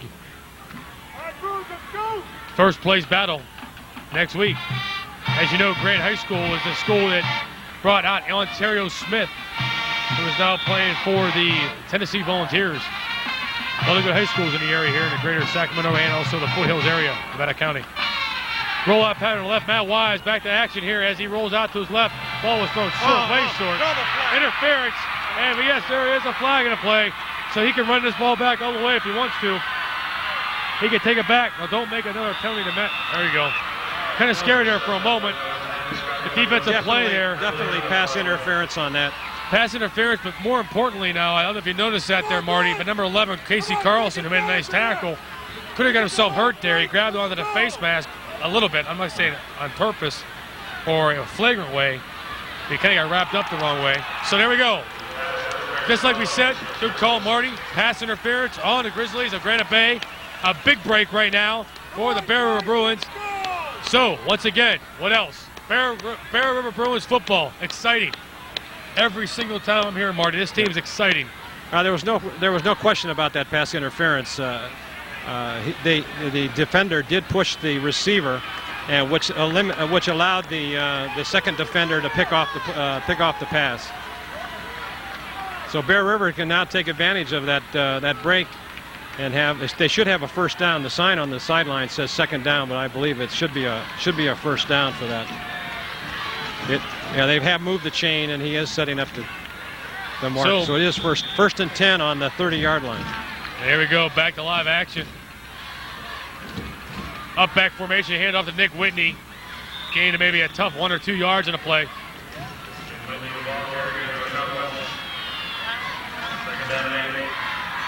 The camaraderie's back, the enthusiasm's back with the absence of Kelly Holsey tonight, who we wish the best right now, who went to the hospital to get checked for a concussion and a sprained foot on number 22, Matt Logue. This team is playing with all its heart right now to come in here and take this victory home back to Nevada County, up Highway 49, and get off Abercrombie Road back to Bear River High School as Matt Wise steps into quarterback under center, rolls out to the right as he's looking right downfield, down the middle, wide open. The ball's intercepted, picked off by number 4, Eric Evans, and a touchback. Cut right in front of him and picked that ball off. Now let me ask you something. You got first down and 10, Marty. Why is a coach going deep like that? Work the ball, run a couple odd patterns to the right, work a couple down in the middle. Why are they going deep on that play? First down and 10 after getting the ball in the offensive interference.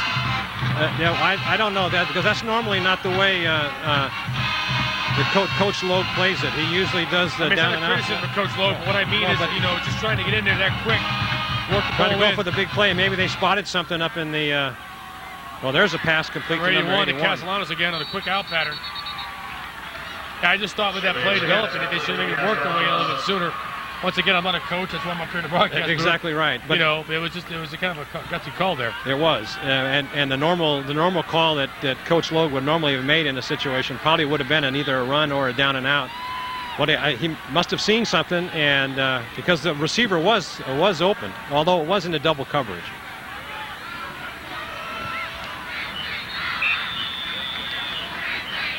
I don't know if they made that first down or not. They may have. Here comes the replay for you, Marty, on the monitor. It was a good rollout. He had plenty of time to throw the ball. He threw it deep. It was a little wobbly.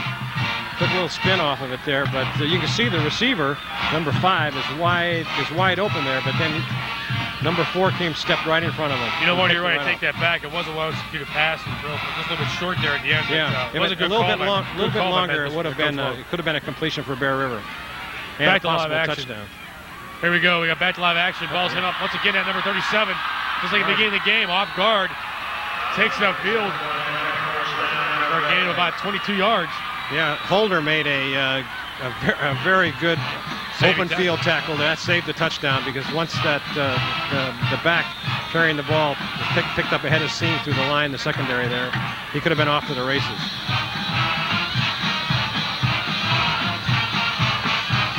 Bear River's got to stiffen up here now, though. So here we go. Back to action here in a 6-2 formation on defense. So his knee was down on that caught him in the backfield. Who made? I want to say number 67. 67, I think it was. Number 67 for the Bruins. Devin Walters for the Bruins. He made a great back in the backfield tackle. He broke over his block and picked up the running back on that run to the outside. That's what they got to do, though. So here we go. Trips right formation for the Grizzlies of Granite Bay. Deep drop back pass, heavily rushed by Casey Carlson. Gets off the underneath pass. Well, yeah, there was. And that definitely was a clip right there. No, I believe they had an ineligible receiver downfield.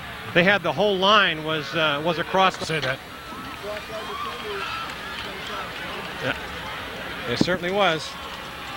What's Thank you very much. It was illegal lineman downfield. Yes. Lineman. Great call. See that? That's why we get a great spotter here. Great co-host filling in tonight. For Mark Wall is Marty Mortensen, folks. A long-time Bear River fan now, over 12 years. I tell you, and he's calling it like it is tonight, folks. Both sides. Here's a replay for you. You can see on the replay there that they had the entire line was downfield way before the ball was even thrown. We're way down there. They're all way down there. Yeah, I saw that right away, and that, yeah, that'll definitely bring out the yellow flag every time. So who needs John Madden and Pat Summerall? This is Nick Voron and my co-host here, Marty Mortensen. Great call there, Marty. Fantastic. I'd rather be lucky than good.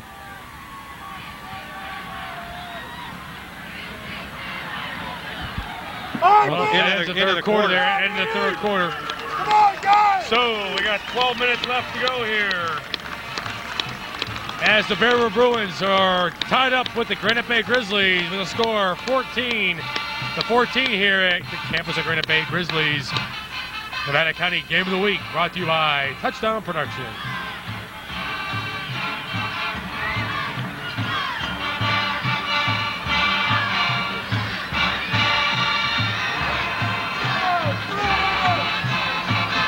Coach Logue is trying to fire up the... Nevada County Game of the Week is underwritten by A to Z Supply and Ace Hardware. Also, El Dorado Savings Bank, located in Grass Valley and Bear River. And by Combi Trophy and Awards, located in the Lake of the Pine Shopping Center. And by Inter-County Title Company of Nevada County.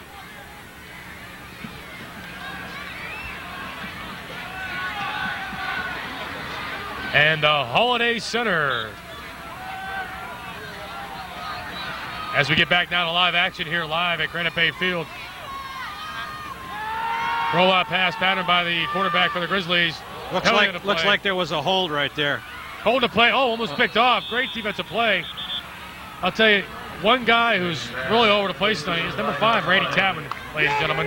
Had a great game, and also back there on defense was number 21, I believe, Zach Logue. No, it's not 20. Correction. Mike Holder. Mike Holder. They had double coverage on that play. Although there was a hold in the backfield, it looked like from here. That was a great pass, but once again, it had one pass, one receiver in a pass pattern into double coverage. And in high school football, that's going to be a tough completion. So that should definitely put them in the hole of it now. Hopefully the Bear River Bruins can take advantage of that. Of these mistakes that Granite Bay is having right now tonight, going into the fourth quarter here. Tied up at 14. We are going down to the wire here, folks. You got a great game on tap. And if you don't get a chance to see the game, you can catch the game by stopping by Touchdown Productions headquarters. Asking for Gil Dominguez. Back to action here is Granite Bay. Quarterback steps back for a 5-step drop, looking to his right. Sees the out pattern, but no, it's overthrown. Intended for Castellanos.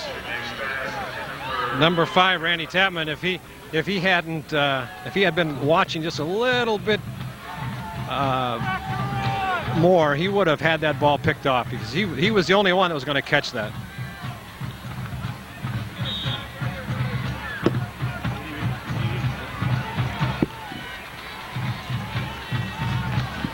Bear River defense has really come out this since the start of the second quarter and has played just a whale of a game.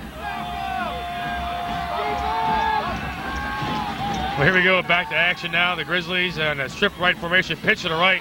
Oh, there's no fooling there. No siree. No foolery done as the Bruins. And tackle made by number 80, Sean Mao. Sean Mao, ladies and gentlemen. A big asset there on the defensive end. Also plays outside linebacker once in a while and also a tight end. 5'11", 190-pound senior. Not folding the play. And they're way back in their territory as they get ready to punt. 4th down and a big 4-0. That's right, 4th down and correction. 4th down about 35. Ball on their own 25-yard line. Back deep to receive the punt. Number 20, Mike Holder for the Bruins. High snap. Hard to get off in time. And it's hit to the sidelines. Takes a Grizzly bounce. All the way down to the 27-yard line, out of bounds at the 26 of the Bruins. So here we go. Back to work we go as the Bruins of Bear River take over on offense. 1st down and 10. Ball on the 27-yard line. And you got to be here to believe it, folks. Another tight, close, hard-fought match between two good teams here. It would be nice, Martin, to see if Bear River can pull this game out and make things happen. Yeah, Bear River has got to put on a sustained drive right here now with 11 minutes left to go. And they brought in Mike Allen now to quarterback. Here we go. The ball's handed off of the middle. We're gaining about 3 in the play. Handed off to number 40, Nick Whitney, getting a lot of action tonight once again due to the fact of Matt Logue being out with a sprained foot and Kelly Holsey, a concussion. Tackle made by number 48, Sebastian Ruiz. 2nd down and 8. Ball on the 28-yard line. Let me say that again. 2nd down and 8. Ball on the 28-yard line. I'm kind of getting a little bit excited again here. Again, these Bear River Bruins do it to me every time I broadcast for them. Great bunch of kids here. Great team. Great leadership by the coaching staff. Matt Logue takes the ball and rolls out to his right. Oh, he's going looking long. deep down the right-hand side. Once again, into deep coverage. The ball's caught. And no, they're calling him out of bounds. Come on, he's marking it right there. He's putting it right in there. Folks, that ball was caught right in front of us. You can see the footprints on the field as he dragged his feet in across the out-of-bounds line. Sorry, I got carried away there. I'm going to tell you something right now. Here comes the instant replay. It looks like he only has to have 1 foot in. You can see there's a deep pattern. He turned it up the field, and he did catch it, and he was hit out of bounds. And I don't know why they didn't give that to him. Might have been in possession if he carried it out with him. But he's got his knees down. I missed that call. The knee was down? The knee was down on the inside. Down. That's correct. That was a bad call by the referees. Very bad call. Goes deep again to the right-hand side. Oh, interference. Could it be? No. No interference. Well, no. No flag in the play. To me, it looks like interference. So just like that now, 4th down and 8. Ball on the 28-yard line. It was really strange on that pass reception that was called not a pass reception. One of the referees, the back judge, was going to rule it a catch. He waited for the other umpire to give him a call, and then he didn't make the call. That was I think Bear River was robbed on that play. Of course, the referees don't have the. There we go, back to action, punt formation, ball. The replay that knocked out of bounds about the 40. We're just talking about it. Where's the referee on this one? Unbelievable. Where is the spot? He's putting the spot on the 44-yard line of the Bruins. Now let me ask you, folks, from our vantage point up here, I know the ball wasn't kicked too well, but it should be down there closer to the 44-yard line of the Grizzlies. My goodness. 9 minutes and 59 seconds left in the game, 14-14. Grizzlies take over on offense, trips left, single back formation in the backfield, motion right. Up the middle, the ball is handed off, number 37 again for the Grizzlies. Gain of about a long 7 on the play. But just hope the Bruins can take advantage of the mistakes being made by the referees now and hold on to a tight defensive session here to prevent the Grizzlies from scoring.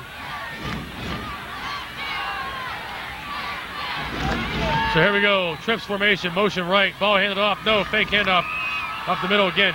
Tell you what, that's a unique formation there on the handoff, the tackle made by Randy Tapman. You know, they're running that motion right there with that trips left formation, Marty, and I'll tell you, it's hard for this vantage point to call that play out. Yeah. Having a hard time with it. Yeah, they have a lot of deception in the backfield there, and that play has been very successful for the Grizzlies tonight. Especially with the deception and faking the handoff one time and then hand it off the next time. It's been a very good play. It looks like it could be a pass play here. So here we go, back to action. The ball's hit up the middle again.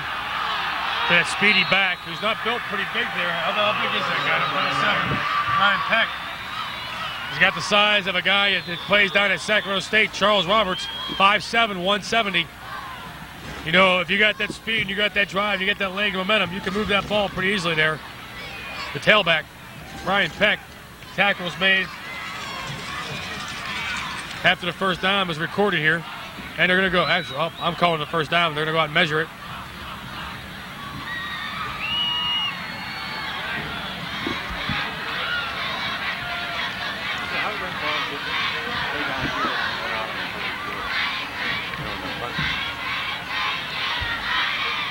As we see here, the ball being measured here. He's short about by a length.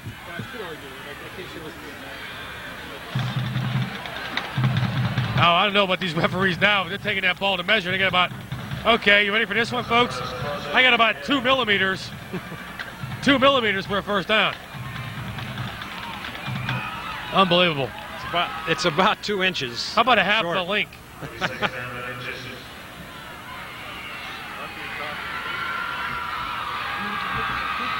So here we go. Second Bear down, River's got to about a step up now to and hold them. They have to hold them on this series of downs because getting late in the game. So line up across the defensive front here. John Foley, Kent Sheridan on the outside. Nick Whitney. Here we go. First down. Fumble. Fumble on the play. Flag on the play. But it looks like the flag was after the... I think it's a personal foul on the offense. Referee even got knocked down. Uh-oh, look out.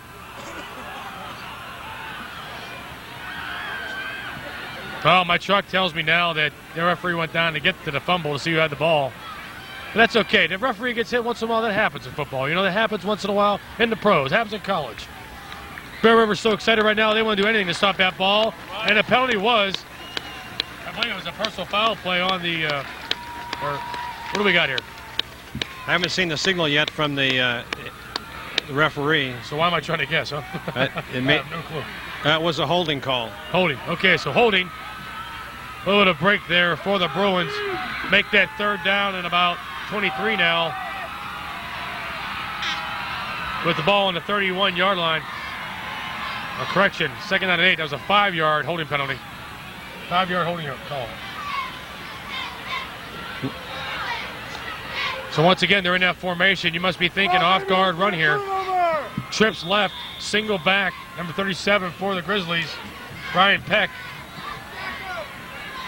Next should be the motion. There's the motion. Is the handoff go to the motion guy? Yes, it does. This time number 18 for the Grizzlies, Adam Jennings. So there we go. Third down and about 7. Come on! With the ball on the 31-yard line. Now don't forget, they got Blumenfield, like you said before earlier in the game, Marty. That good kicker. Right now, it'd be about a 40-yard kick. He has a strong leg, and he's got the wind at his back. So I'm anxious to see if we can stop him here and see what happens. Looks to pass, ball in the middle again. Once again, by the big tight end there, 89. 6'7", 260-pound tight end. Excuse me, 215-pound tight end. Brian Sprinkle. He's only a junior, and only a junior, huh? Gee, yeah. Maybe next year he'll be 6'11", 250, huh? It was a great pass right over the middle, wide open. One-on-one, he just got past the linebacker and picked up the first down. That was a big, big play for the Grizzlies. Back to live action now in the backfield. We got split formation of the running backs. Ball handed off to number 37, Brian Peck, up the middle. Those 1, 2, 3 tackles. Touchdown. No, his knee was down. His knee did touch the ground. Knee did touch the ground at the 3-yard line. That was the same play. That was the same play that they've been stopping all game, but it went for the big yardage, and he broke it through again. So it's first and goal now for the Grizzlies. 7 minutes left to go in the game. Well, let's not get too discouraged yet. I remember 2 weeks ago we did stop on the goal line last time. I believe it was one of those games we had. The defense of Bear River.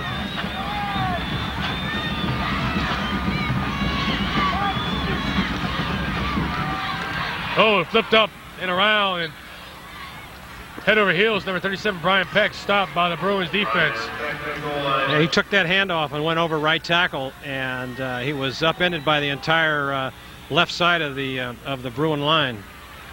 So it takes the ball down to about the 1 yard line. Second down and a long one. 6 minutes and 30 seconds left in the fourth quarter. Ball's hit off at the middle. He stopped dead cold. Good defensive play by the Bruins. They takes up third down. It's still a long one. It looked like a delayed handoff. Trying to fire up the crowd here. The Bear River Bruins. They need their support. I'm thinking rollout right now. They might try a rollout on this. Possibly that motion with trips left formation. We'll see what happens here. Oh, they're playing it tight. Double tight end formation. Split back. Quarterback sneak. Touchdown up the middle. Touchdown by the Grizzlies. Number 10, Scotty Williams, makes the score 20-14 with the await of the extra point.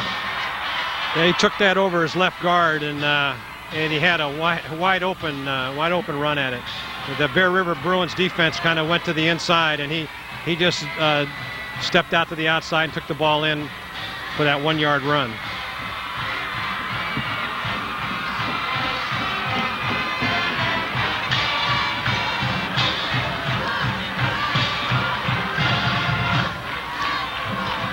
As we're ready for the extra point now, that great, looks like an offside penalty there.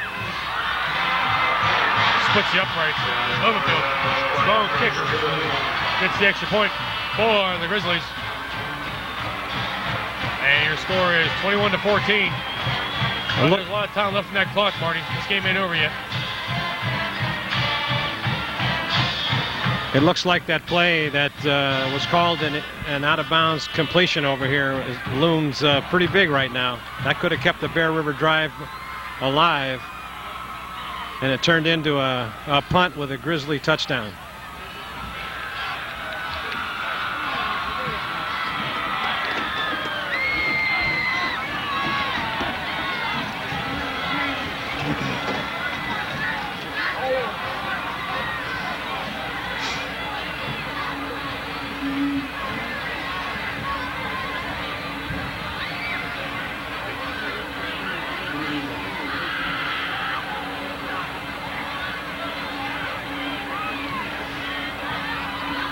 Back to receive for Bear River is Mike Holder, standing on his own 10-yard line, waiting for the referees to give the signal for the kickoff.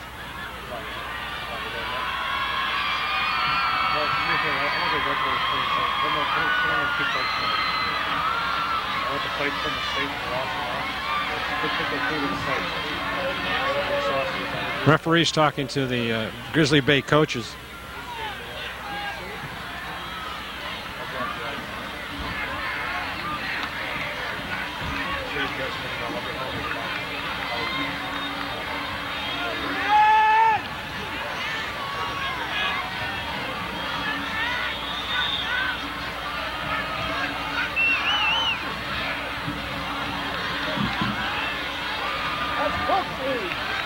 So it's a big game tonight, folks. As you all know, the battle of the unbeatens here.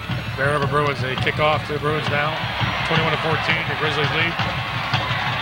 Ball kicked back into the end zone. That kicker for the Grizzlies reminds me a lot of Morrissey from Bear River from several years ago, who's playing at Sac State right now. He kicked that ball into the end zone almost every time. Yeah, I watch a kicker from the Valley Union. I've never seen any NU games, but the same kicker, same thing. Strong leg, kicks the ball at the end zone every time. That's a big asset in high school football, especially when the ball gets into the end zone, it comes automatically out to the 20-yard line.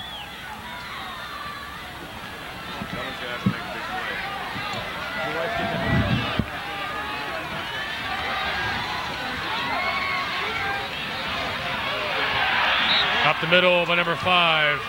Randy Tapman, who's getting a lot of calls tonight, offensively and defensively. Randy Tapman's having a great game. And don't forget, folks, we do have to pick tonight our player of the game. That's the Touchdown Productions Nevada County Game of the Week player of the game.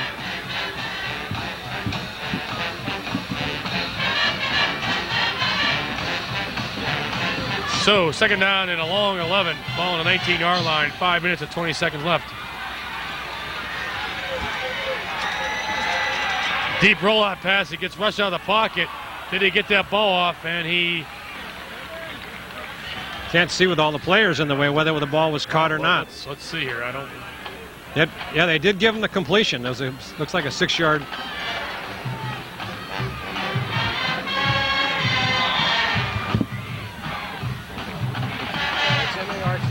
So here we go. We are.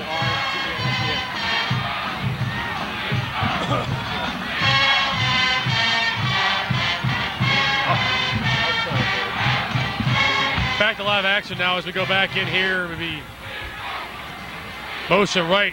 Mike Holder, Matt Wise looks straight back to the outside. Oh, and it's brought in. Oh. You're telling me I'm not going to call a pass? Holy cow. Well, I tell you, the referees. I don't know what to tell you, Morty. I'm sounding like I'm crying up here and I'm making complaints. I'm an announcer, but when it's that obvious.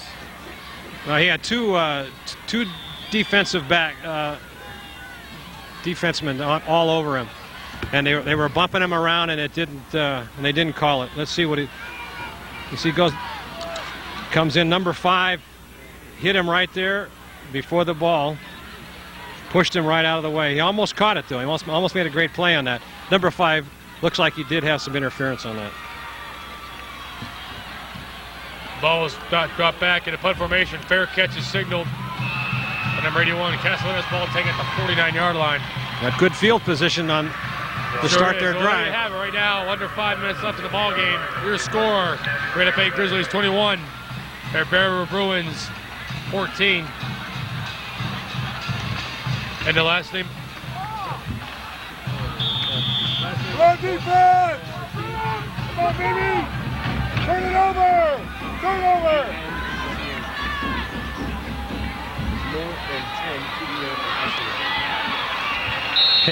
Handoff to number 18. Ball's handed off back to live action to the right-hand side to Brad Jennings. Or correction, Adam Jennings. And we have a penalty on the play. The ball's going to be, I believe, looks like it's going to be brought back. Grizzlies of Granite Bay take that back 15 yards. That's a break they need right now. Okay, take it back 10 yards. Wow. I guess I'm a little bit numb here. It's getting a little bit chilly out here, so I'm having a hard time speaking tonight here in the fourth quarter. But we'll get that corrected. I got Marty to take care of me here. He's got the fireballs, these red hot fireballs. Bear River's got to dig in right now to hold them and get the ball back. Split back formation, motion right. Ball's handed off to right back, up the middle to the right side. Gain of about 5 on the play. Tackle made by L.J. Lockwood of the Bruins. Second down and 15 now. Once again, that was the play that's been giving Bear River some fits tonight. They've stopped it, but on that particular play over the right guard, on that misdirection, it's going for some big yardage. So here we go, motion again to the right. Ball handed to the up back, number 33, once again off guard. Same guy that ran it back long last time. Here he goes, he broke loose. He cuts back into the right. Casey Carlson, last man there. No good, doesn't make the tackle. There are no flags on the field. That's the same play. The same play. And it's Evan Morris, 6 foot, 200-pound halfback, junior. He's got some great moves there. He put on some good fakes, cut to the inside, and then broke it loose on about the 15-yard line, and nobody laid a hand on him. There were some missed tackles up the field, which when they go back and look at the replay of that, you're going to see about 3 or 4 missed tackles by the Bear River Bruins. Wow, just like that, this game made a big turnaround after 17 minutes, no one scoring in the second half as we get ready for the extra point. At the kick, number 21, Jeff Blumenfield. Pumping, it's good.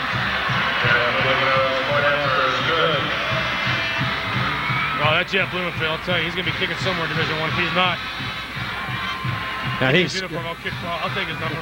I'll wear it. He's got a real strong leg. He's kicking that ball 35 yards on the extra points. In high school football, that is a real big asset to have a strong kicker.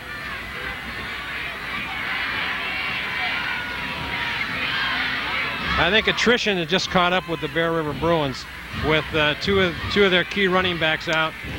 Here's the replay on this. There's a missed tackle there, and then once he got out into the 20-yard line. I thought it was a 15, but he got out to the 20, and he just broke it loose, and no one was going to catch him.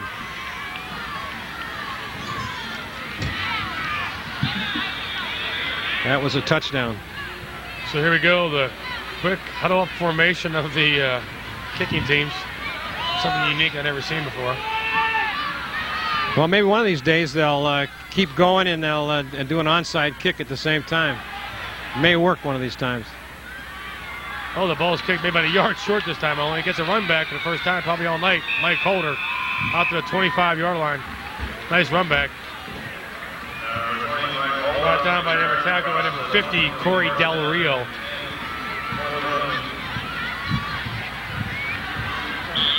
I'd like to make a special thanks tonight to John Foley's father, John Foley himself, for being able to hand off a varsity roster to us. Unfortunately, we didn't have a roster from the Granite Bay program, so John Foley took care of us tonight, helping us out so we can make these calls for you.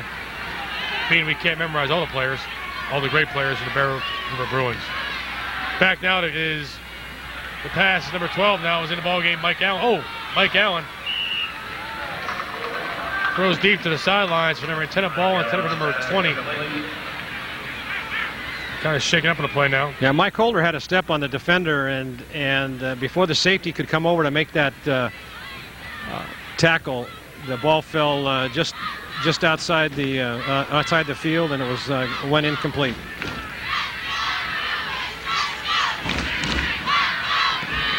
Right now, Grizzlies 21, Bear River 14, with 3 minutes and 27 seconds left to go in the fourth quarter. It's been an exciting game. Bear River's got to pull out a miracle here.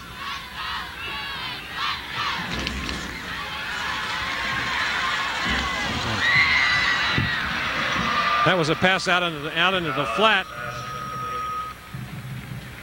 Had a lot of pressure from the defensive line coming across the line of scrimmage, forcing Mac Allen to run to the roll to the outside and threw an incomplete pass to Nick Whitney. Third and long. It seemed like Bear River's been in third and long all evening long.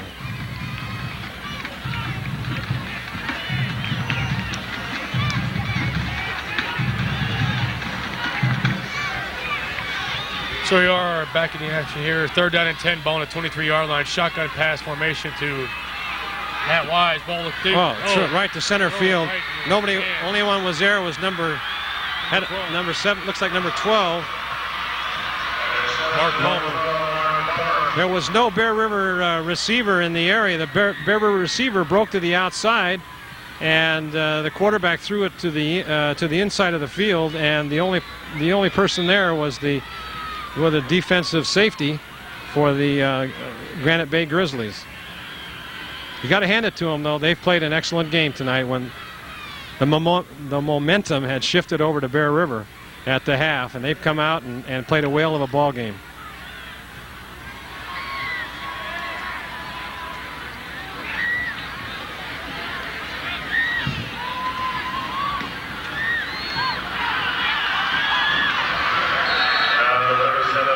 Ball's handed off once again, off guard again, number 37, Brian Peck.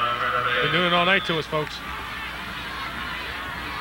They're going to go back to the game films and look at that play, and they're going to see that was the big play for Granite Bay this evening.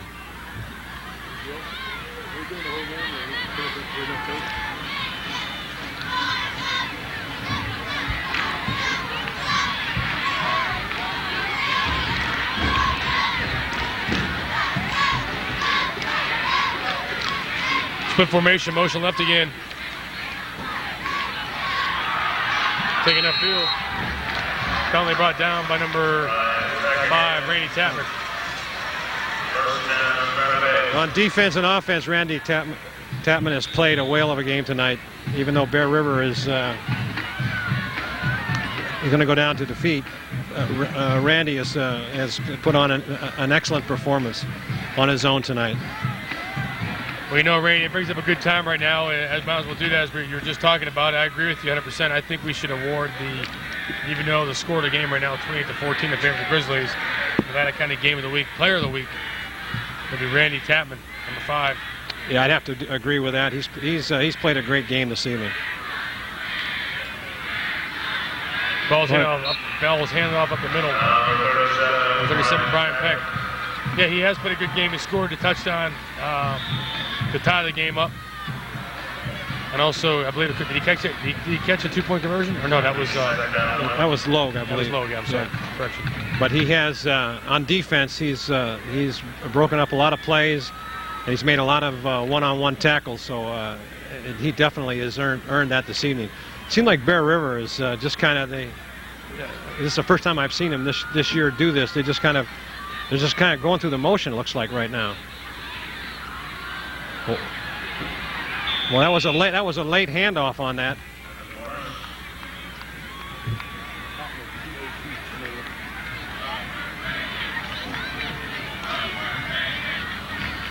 So it was 3rd down and a long, about 2 yards, long 1.5 yards for the Grizzlies. About a minute left in the ball game here.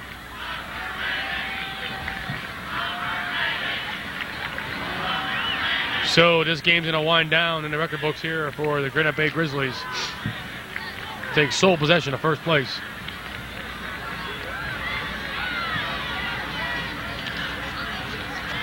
Ball's hit off the middle, number 37. Once again, Brian Peck, penalty on the play. Looks like a hold in the center of the line there. 39 seconds left in the game. Very subdued Bear River crowd.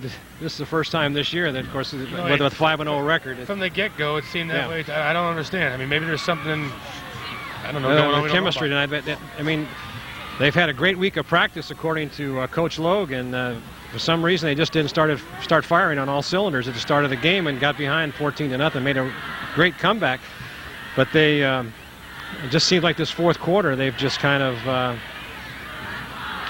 going through the motions there. Exactly. Missing tackles and I think that's a big play on that reception on the 45-yard, which would have kept the Bear River drive alive. That could have been the difference of the game. And go back and look at the replay films of that, and you'll find that his knee did touch down. And of course, I'd like to thank our executive producer tonight, Gilbert Dominguez. Graphics are John Lindsay and Zach Navati. Camera operators Casey Dominguez, John Lindsay, Steve Tyrell, Julian Marin, Zach Navati, Marissa Dominguez, Lynn Dominguez.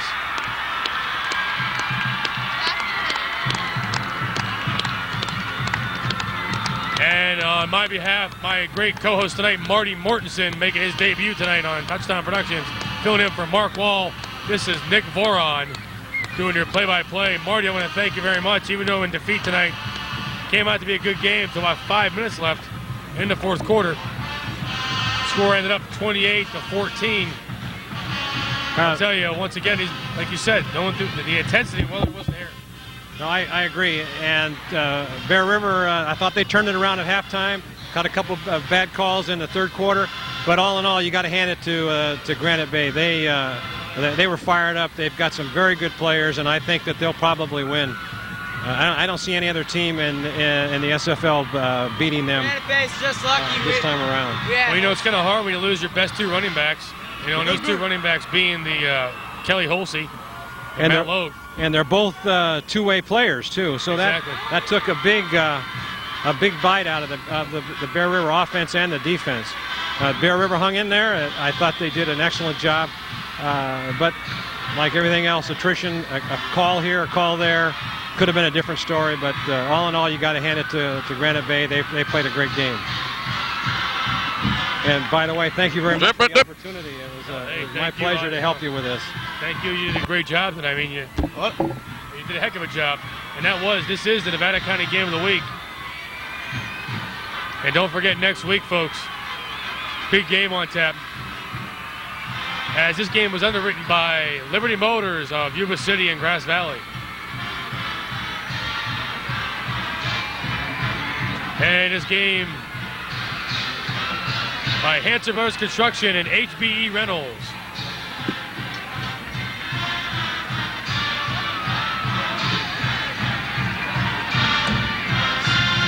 And the Little Red Schoolhouse Educational Supply Store.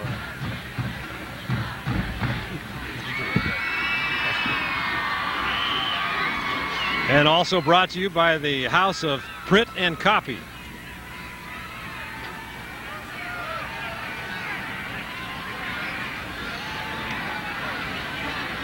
And don't forget the 49er Family Fun Park.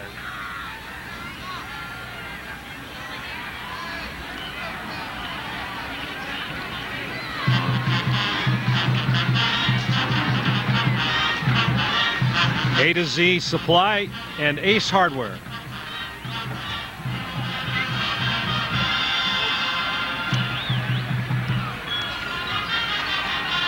And El Dorado Savings Bank, Grass Valley, and Bear River.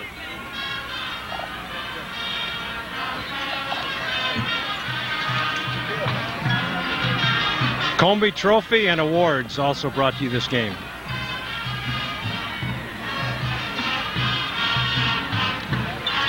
And the Inter-County Title Company of Nevada County.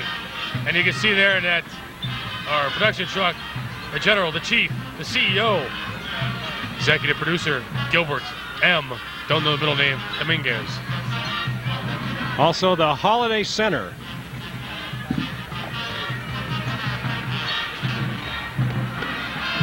And don't forget, next week, folks, Saturday, October 23rd, Nevada Union versus Grant High School at Hooper Field. Should be a great matchup. It's a battle for first place next week, just like we had this week. It's going to be a great game, so make sure you come out and check it out. And if you can't, don't forget where you can get to watch it. Touchdown Productions, Nevada County's leader in sports television.